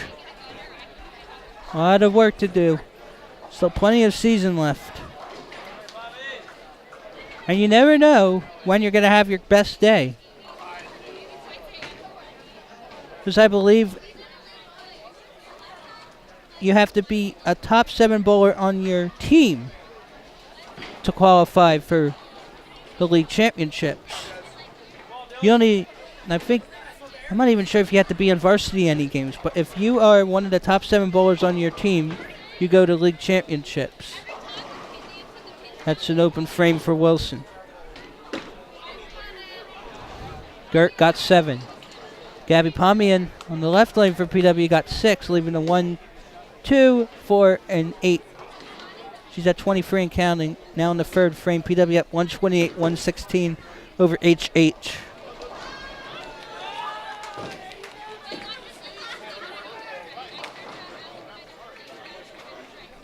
Now, I believe in order to qualify for regionals, you have to bowl at least half of your games on varsity, half of the total games on varsity on the season.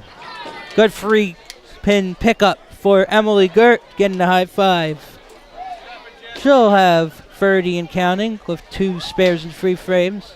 Pomian second, now the 2-hole for PW. And she did not bowl the second game in varsity because Cosgrave took over.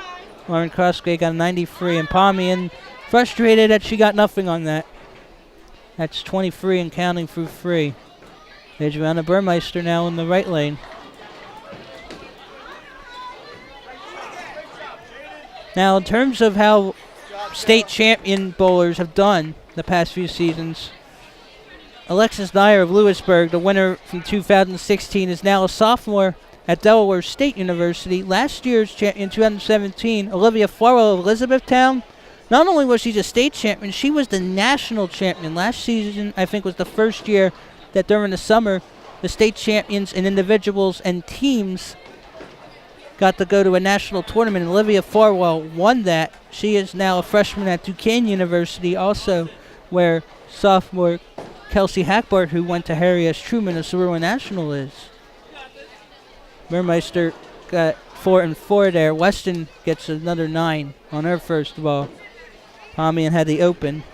Now it's Alexander on the strike and spare. Come on, pin, and she can't get it to go, but she's smiling, knowing what she can do. She has the 9. Of course, crazy things happen on the lane. It's been a crazy start to 2018 as Weston 3 frames, 3 marks, back-to-back spares, 49 and counting for 3. It's 146 and 146. In fact, the 2018 year began January 1st and 2nd, winter break. January 3rd, back to school. Then the 4th and 5th, no school due to snow. The 8th, early dismissal due to inclement weather. And the 9th, 2-hour delay. Oh, and couple that with Keystone exams. Those who aren't taking it go to school a couple hours later. So it's been a crazy beginning of the year. It's Alexander back-to-back spares. Now here's Ashley Newell. In the left lane, she'll get all 10 for the second straight frame. That's her first double of the match. And for Newell, she had 2 in the first game, 2 in the second. Now their 6th strike of the match. Give her 39 counting, 167 to 162. PW, pending rolls. Grace Fox having to deal with the 5 and 9 pins. On the right lane, she's got to hurry. Nothing there. Anchor for Hatboro, 2 of her free frames empty. There's Esposito down the middle. Jersey strike. Back-to-back strikes for her, double for her. Gives her 39 counting as well. 187 to 162. Plymouth Whitemarsh through 3 frames.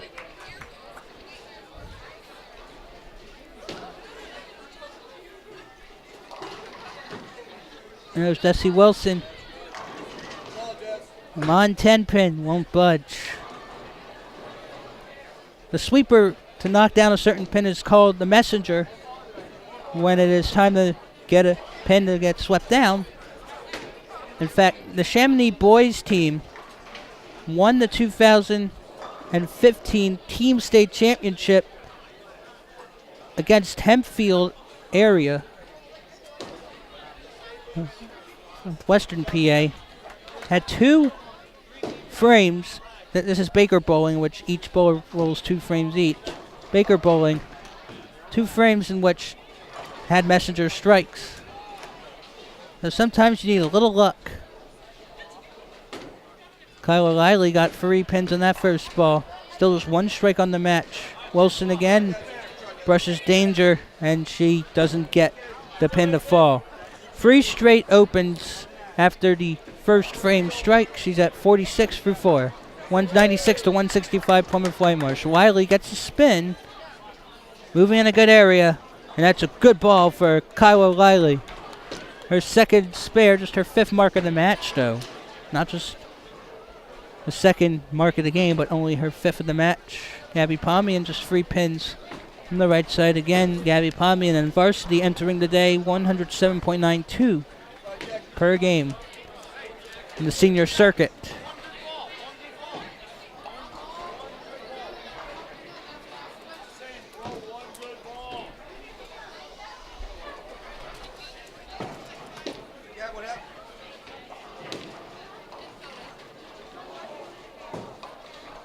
Right now, Gabby Pomian may have had a re-rack that shouldn't have been. She had 3 fall down, another pin fell down. And you're going to need to get maintenance to come here. As Emily Gert now, the 2-hole for Hatboro-Horsham in the left lane, 41, has a 5 count on her first. Let's see if she's going to wait or not. She's at 40 pending the roll in this game. She's a 224 entering the game. She is a 114 and 110 so far in this match. Gert's second on the left lane. Looks good. Because it is. It gets all of the 5. She's at 45 for 4. 3 spares and 4 frames. Just a 1 and 8 count in the second frame, separating her from a higher score. PW up 199 to 187. It's a close one. Now Adriana Burmeister looking for her first mark. Won't get it there. It leaves the 6 and 10 pins.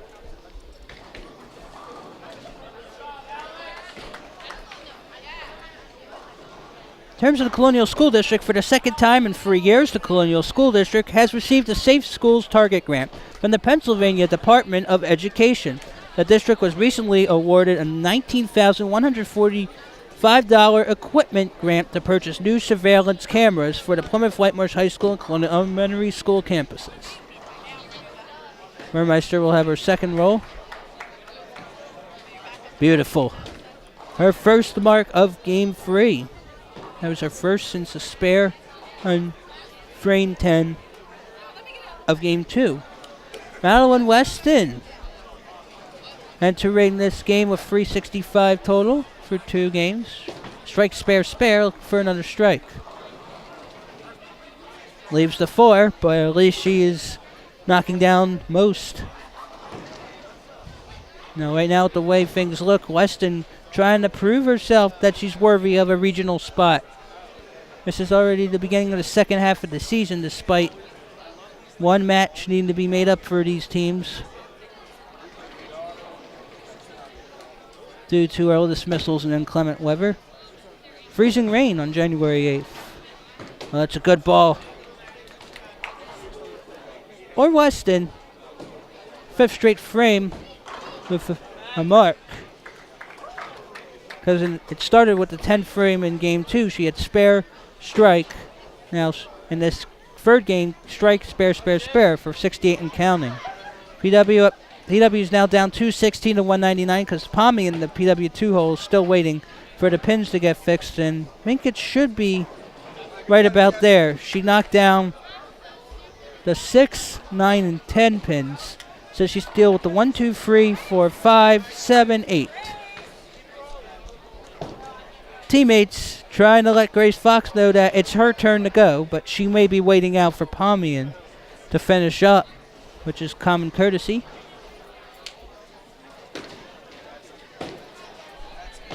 And that's exactly what she needed. 7 pins spare after that delay. Her first spare of the game. Now 206 for PW, 216 for Hatboro. PW few bowlers behind though. Nikki Alexander will be on the right lane, lane 42 here at Facenda Whitaker in East Norriton. This is also home to Norristown Area High School and LaSalle College High School. PW Norristown, rivalry that dates back since the beginning of bowling, of course, for PW in 2004. In fact, I think our next girls bowling edition of CITV Sports, circumstances permitting, February 1st against Norristown Area. It's non-league, so whatever the bowlers roll, it will be official, but it will not count for qualifying for regionals because only league games count. And Alexander shanks that, her first miss. And Jeff Blizzard is telling her to go for the 10 pin and not just the 6. And Faithful here laughing at that comment. So now 222 to 216, PW. Now here's Newell on back-to-back strikes.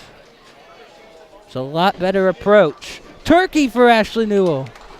That's her first turkey of the match.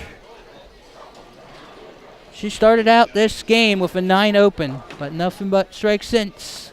252 to 216. Now high-fiving continues for the anchors. Hatboro-Horsham's Grace Fox on the left in red. Gray and blue. Nicole Esposito on the right for Plymouth Whitemarsh.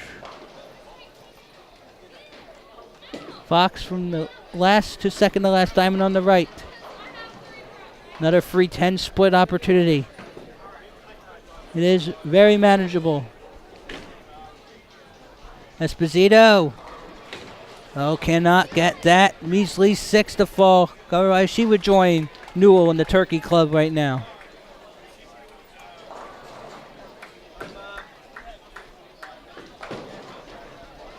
Now Fox, her second roll in this 4th frame. Much better approach. She converts it with ease. All 5 hatters had spares that frame. Looking at the statistics here, that is the first frame all match Hatboro-Horsham marked out. That is a good sign for Matt Field's squad, but still a lot of improvement. PW up 279 to 226. Esposito, 1 pin spare, converted. So after the first frame open, strike, strike, spare. 5th frame now, and that's all 10 for Wilson. Her second strike of the game, and just her second mark, had open, open, open in between those strikes. 291 to 226. PW in the 5th of game 3. PW up 2 games to none. Looking to sweep the Hatters. for the season. Kyla Riley off of spare. Gets 2. She's at 38 and counting on the right lane for the Hatters. There's Pomian. There's the 4-7. And we have a developing story on frame 43 and 44. Jaden Hudson, nothing but strikes through 7 frames for Plymouth Whitemarsh. We'll see how that goes as the remainder of the matches continue.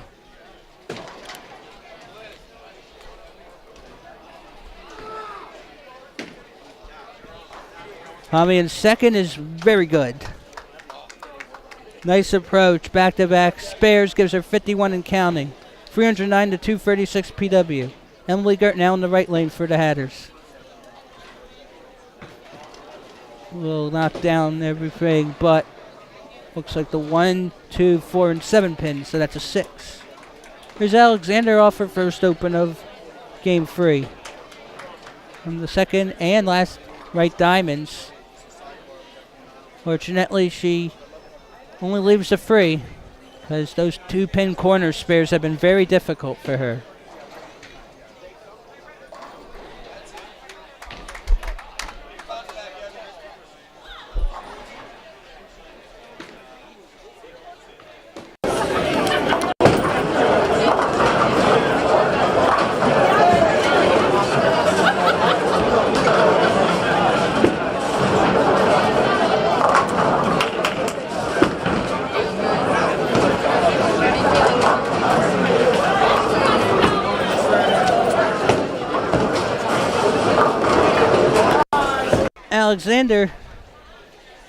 Alexander missed the 1 pin spare, so back-to-back opens for her. Burmeister, meanwhile, got a strike.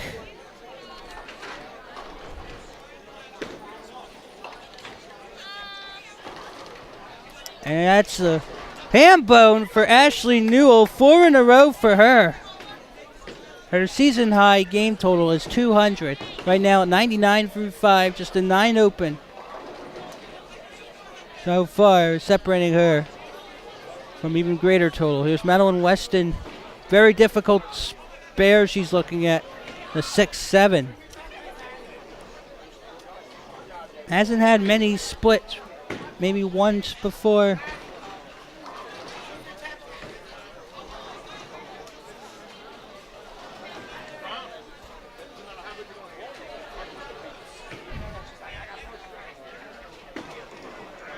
Nicola Esposito rolls it right in the gutter.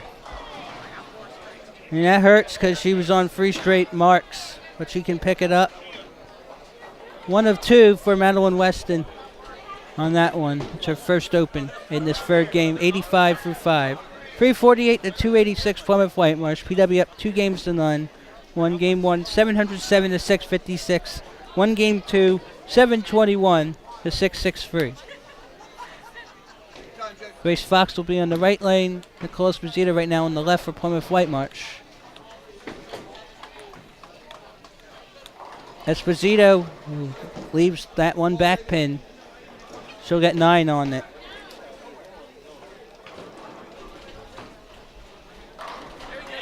Jaden Hudson has strikes in all 8 frames for Plymouth Whitemarsh. If it gets even further, we'll let you know. And that's for varsity boys. Kyla Riley now, starting the 6th frame on the left side for Hatboro. She leaves the 6 and 10 pins, just 1 strike in the match for her, and that was the very first frame in game 1. Fox picks up the 1 pin spare. So it's 313 for Hatboro. Plymouth Whitemarsh 357 through 5. Wiley began the 6 already. This is the final game. Suburban 1 American Conference action between Hatboro-Horsham, Plymouth Whitemarsh, January 10, 2018, Facenda Whitaker Lanes in East Norton in Pennsylvania. That's an empty frame for Wiley. Back-to-back opens for her. Desi Wilson now. Off a strike. She'll leave the 1, 2, and 8 pins. She really wants to do better at this juncture.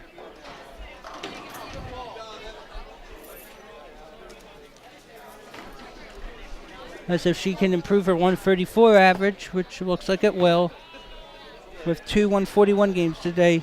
Maybe she could think about sneaking into the top 10 averages in conference play. Emily Gert in the left lane for Hatboro-Horsham knocks down everything but a 6 and 10.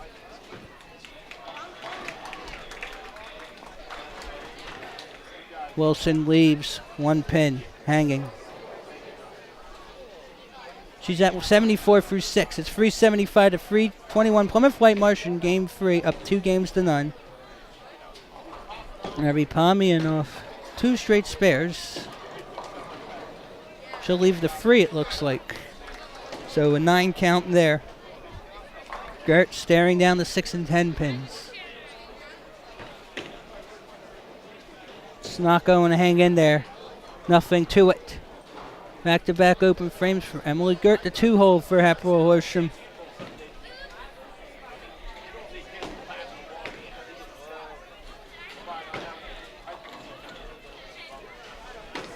Pommy in second, though. Empty. Misses the pin. And that's right into the gutter for Burmeister, who is off a strike. Which hurts because a mark here could really help her out after 136 and 103 games.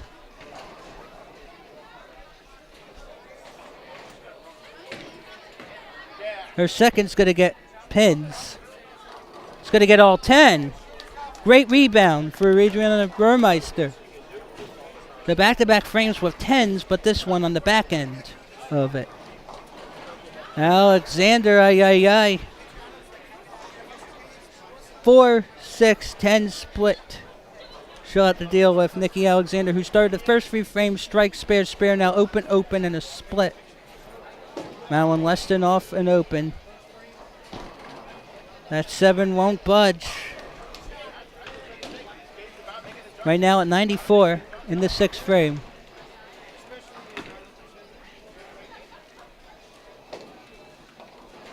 Oh, right-handed Alexander in the right lane for PW will roll. Into the gutter. 3 straight opens at their 3 straight marks to begin. She's at 81. Through 6, her varsity average again entering the day 148.5, which would be 9th best entering the day. Weston, who entered the day with 149.11, the 8th best, is at 95 with that spare.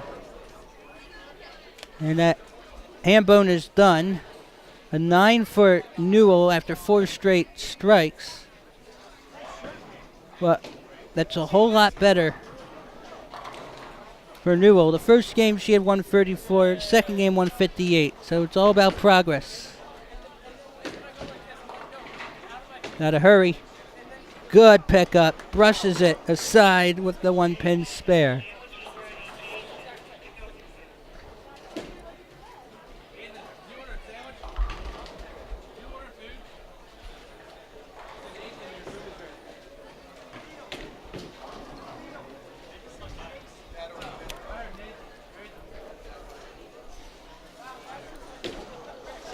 So now, Grace Fox with a split 8 on the left lane. Again, the 3-10. She has converted it today. Esposito, 6-7-10. She'll have to deal with on the split.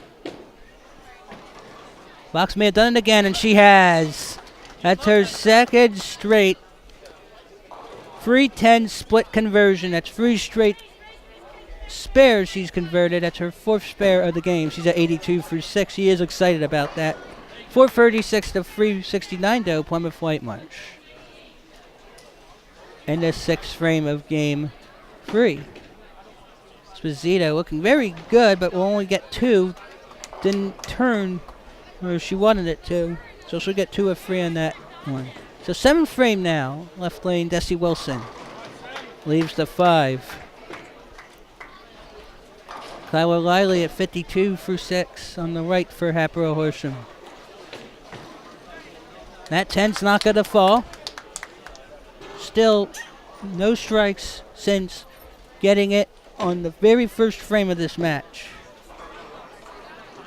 That her first frame strike in game 1 was her only mark in that game. She had 2 spares in game 2 and 2 spares this game. Had spares in frames 2 and 4 so far. Wilson's second. Looks like it's dead on, and it is. Third mark. 7 frames this game. Wilson's at 84. It's 448 to 378. And it's an unsuccessful 1-pin spare conversion for Wiley.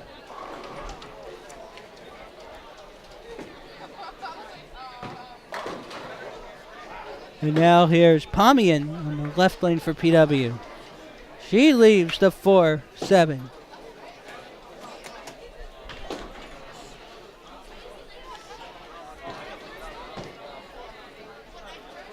Now here's Emily Gert for Hatboro-Horsham on the right.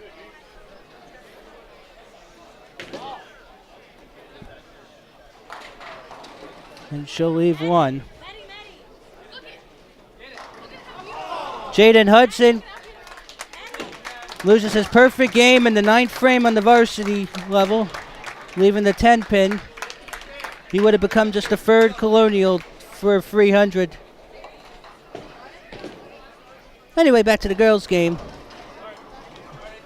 Pomian had an open frame. Gert.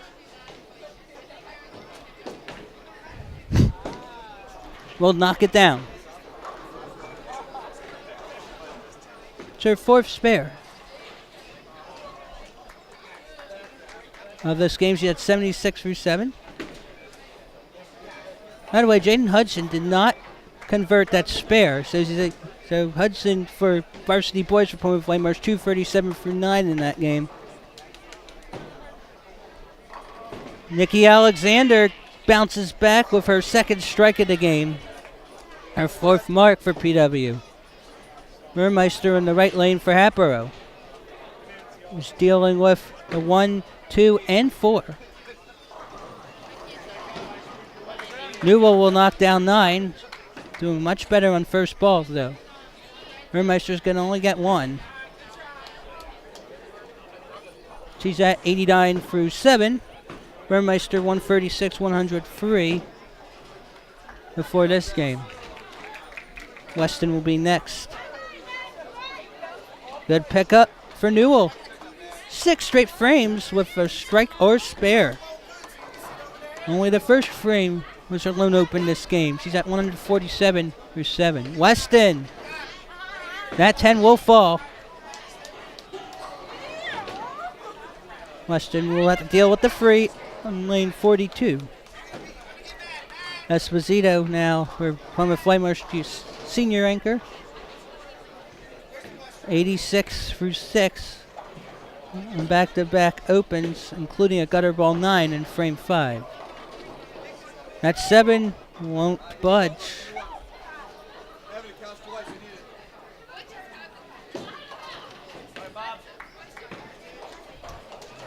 Weston 6 out of 7 frames with a spare or strike.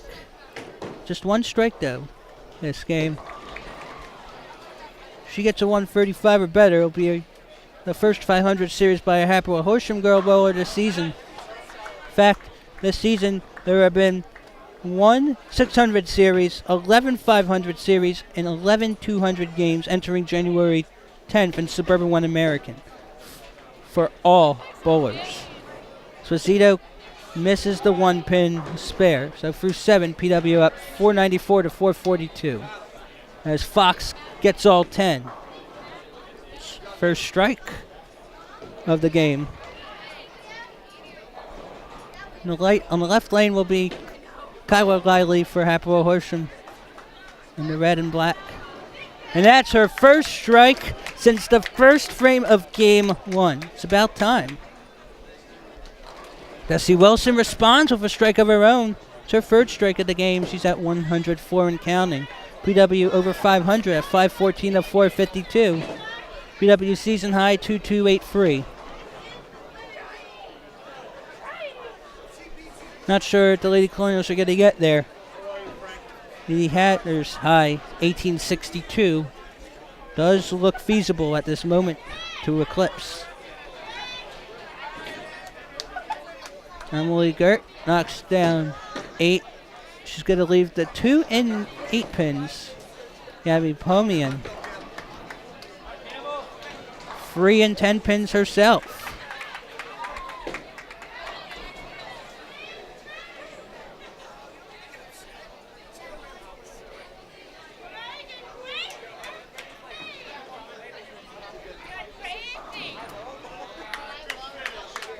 By the way, update in the Plymouth Whitemarsh varsity boys game, Jaden Hudson, who carried a perfect game into the 9th frame before losing it, finished with a 257, eclipsing 600 series. Good sign for the Colonials against top-notch Hatters varsity boys team. Abby Palmian missing that split conversion. Gert missed her spare. Now it's Burmeister. Knocked down a couple pins. Half of them, that is. Alexander at 91 through 7 will be on the right lane for Plymouth Whitemarsh in the gray, blue, and the tan pants.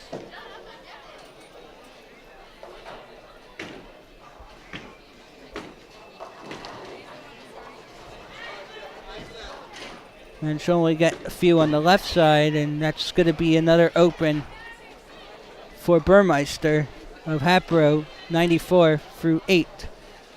Now, out of the 11 games that were 200s for conference action this season so far, 5 have been by North Penn's Jocelyn Wincoop, 3 by Abington's Madeline Westen, who didn't have a 200 game last season. Ashley Newell, Nicole Esposito each had one, and Penridge Bowler also had one, may have been Angela Kaufman, if I'm not mistaken.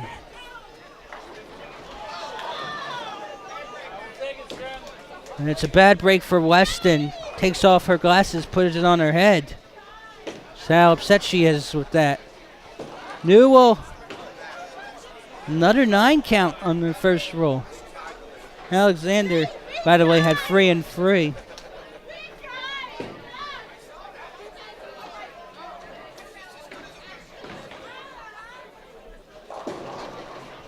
Second ball. And that's going to be an open. Just 1 of 2 for Weston. Newell's second. Dead on. Actually, Newell, it's her 7th straight mark. 4 strikes, 3 spares, and an open. Give her 166 and counting. Possibly looking at her second 200 game in the season. Already above her average of 156 and change. Grace Fox only gets a few on the left side on the left lane.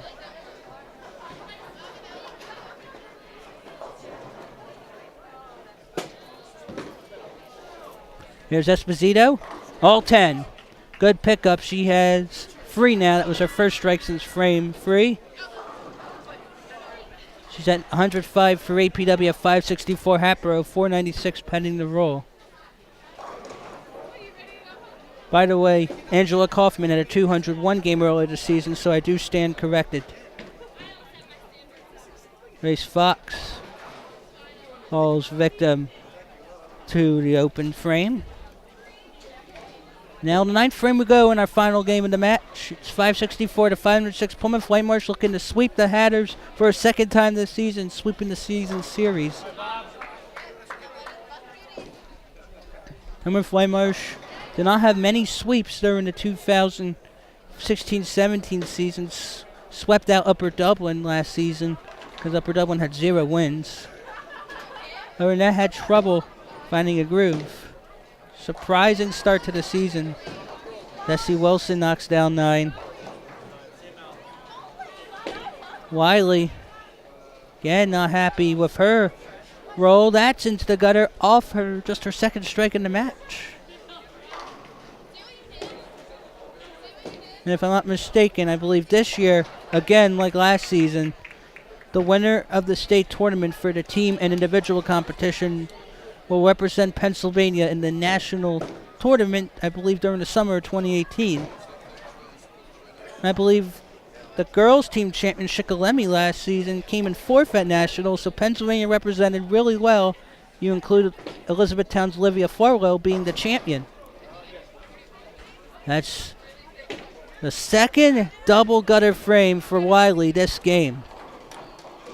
She's at 71. Through 10. Gabby Pumian leaves the free on the left lane for Plymouth Whitemarsh.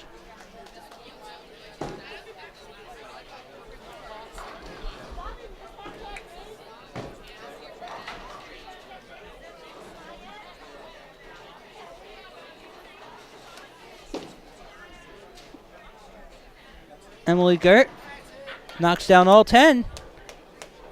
That is Gert's first strike in game 3. Gert, that's just her second strike. Her other strike came in frame 6 of game 1. The one she had the 114.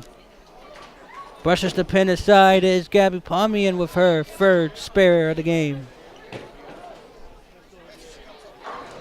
That's the follow-up Wilson spare. 4 straight marks for the Lady Colonials. First ball gutter for Burmeister. That's her second one to roll in the gutter on the first ball this game. That's the second roller out of the last 3 to roll it into the gutter on the first roll.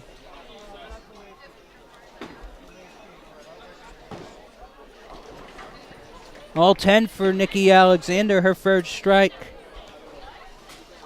Right now 113 and counting. We'll need to get a couple of strikes maybe in the 10th frame to get in the high 400s. And that's going to be a gutter 8 for Burmeister.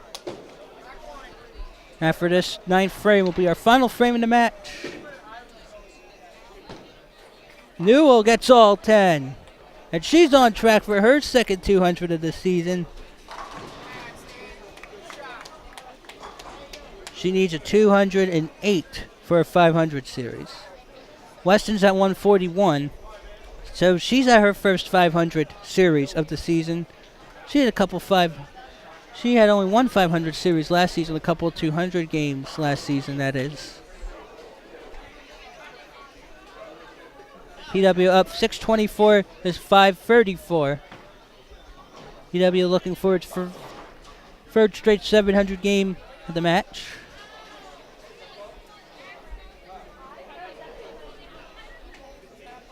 Nicole Esposito now gets it around the center dime and leaves the 5-pin.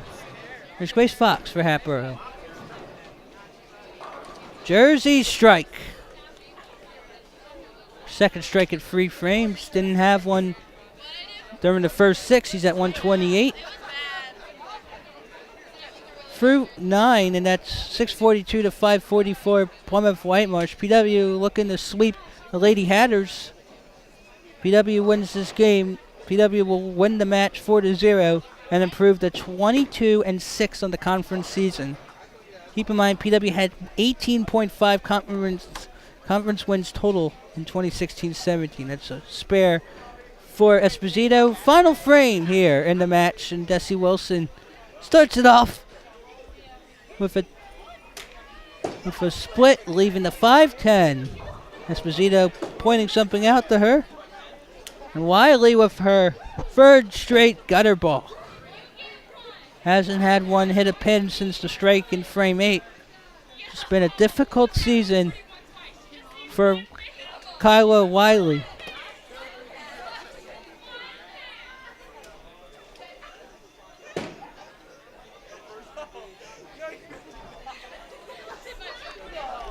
Desi Wilson is already over 400. Her high series is 429. She's at 422 right now, to my knowledge. Wiley gets a couple. And with that, she has a 73. I believe that's a 225 3-game series. 1 of 2.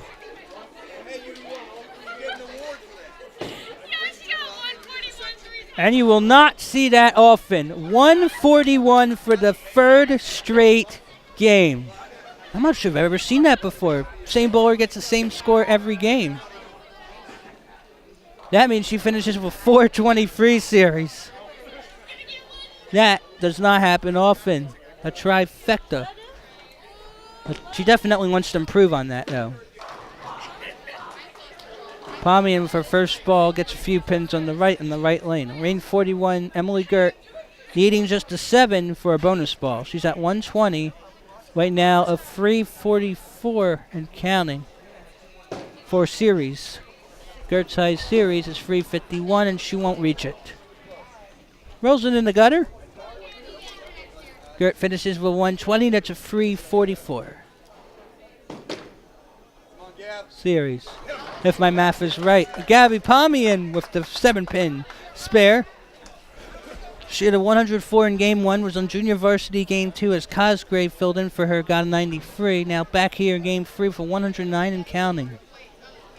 Now Burmeister, Adriana Burmeister for Hatboro-Horsham on the left lane. She'll leave a couple at 109. Right now in the 340s range, series-wise. Here's Pomian for final ball. Gets 6.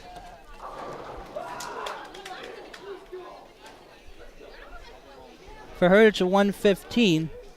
That's a 2-game varsity total of 219.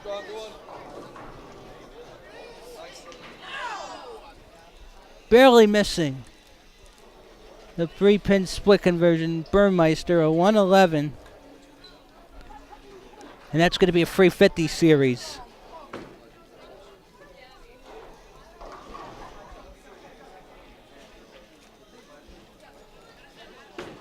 Now here's Weston on the left lane for Hatboro. Gets all 10 with the glasses off. It's 161. That's a 2-bagger. Now Alexander with a 129. Not that good of a game, but she's over a 450 series, which is over a 150 average, so that's good news for her.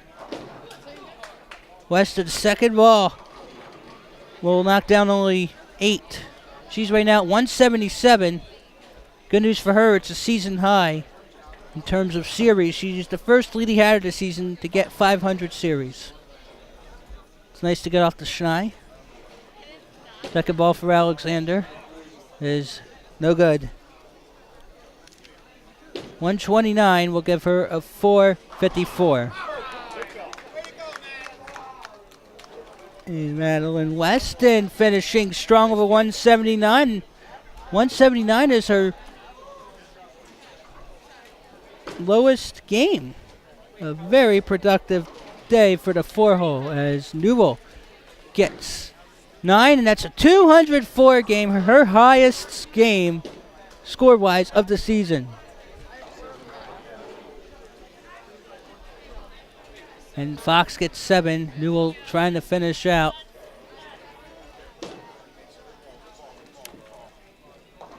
And she'll convert. She's at 205 and counting. PW up 716 to 625.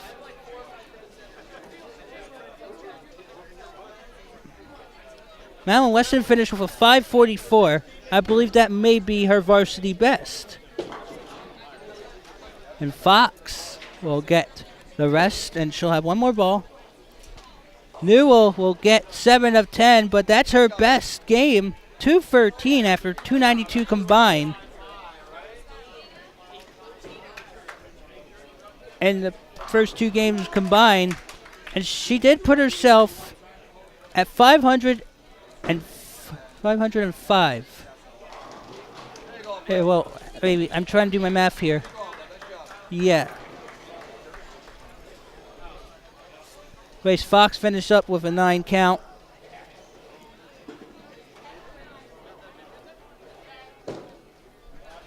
So that's 640 for the Hatters.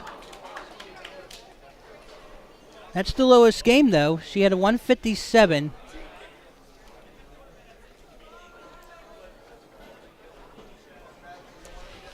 Grace Fox, a 496 series, just 4 pins short of a 500. Would have been her second straight 500 series against PW in a match that was at Facenda, though. So now it's Nicola Esposito.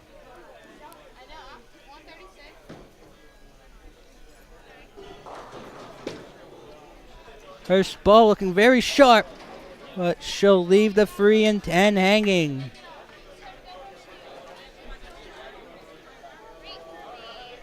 According to my calculations, Hatboro-Horsham finished with 1,959, a season best in league play. However, we'll be swept by the Lady Colonials yet again, and we have a pin setter lane issue. Pins aren't coming up. You do not see that often. Want to keep Nicola Esposito hanging right now in the 470s range. We'll see if the pins can reset here. PW 739. Looking to finish off strong. Esposito will get only one. Finishing the game with a 142. That's a 474 series. PW for 740 will win 4-0. PW entered that game with a 14-28 first two-game total. 14-28 and 740 is 21-68. So PW wins the match 4-0 by an aggregate total of 2,168 to 1,959. PW sweeps the season series from Hatboro-Horsham, improves to an amazing 22-6 on the conference season, looking to continue the momentum. We'll see in the future. That's another edition of CITV Sports. I'm Scott Samuel David Weiss. For more information regarding CITV programming, please visit us online at www.colonialsd.org/community/CITV. Good night, everyone.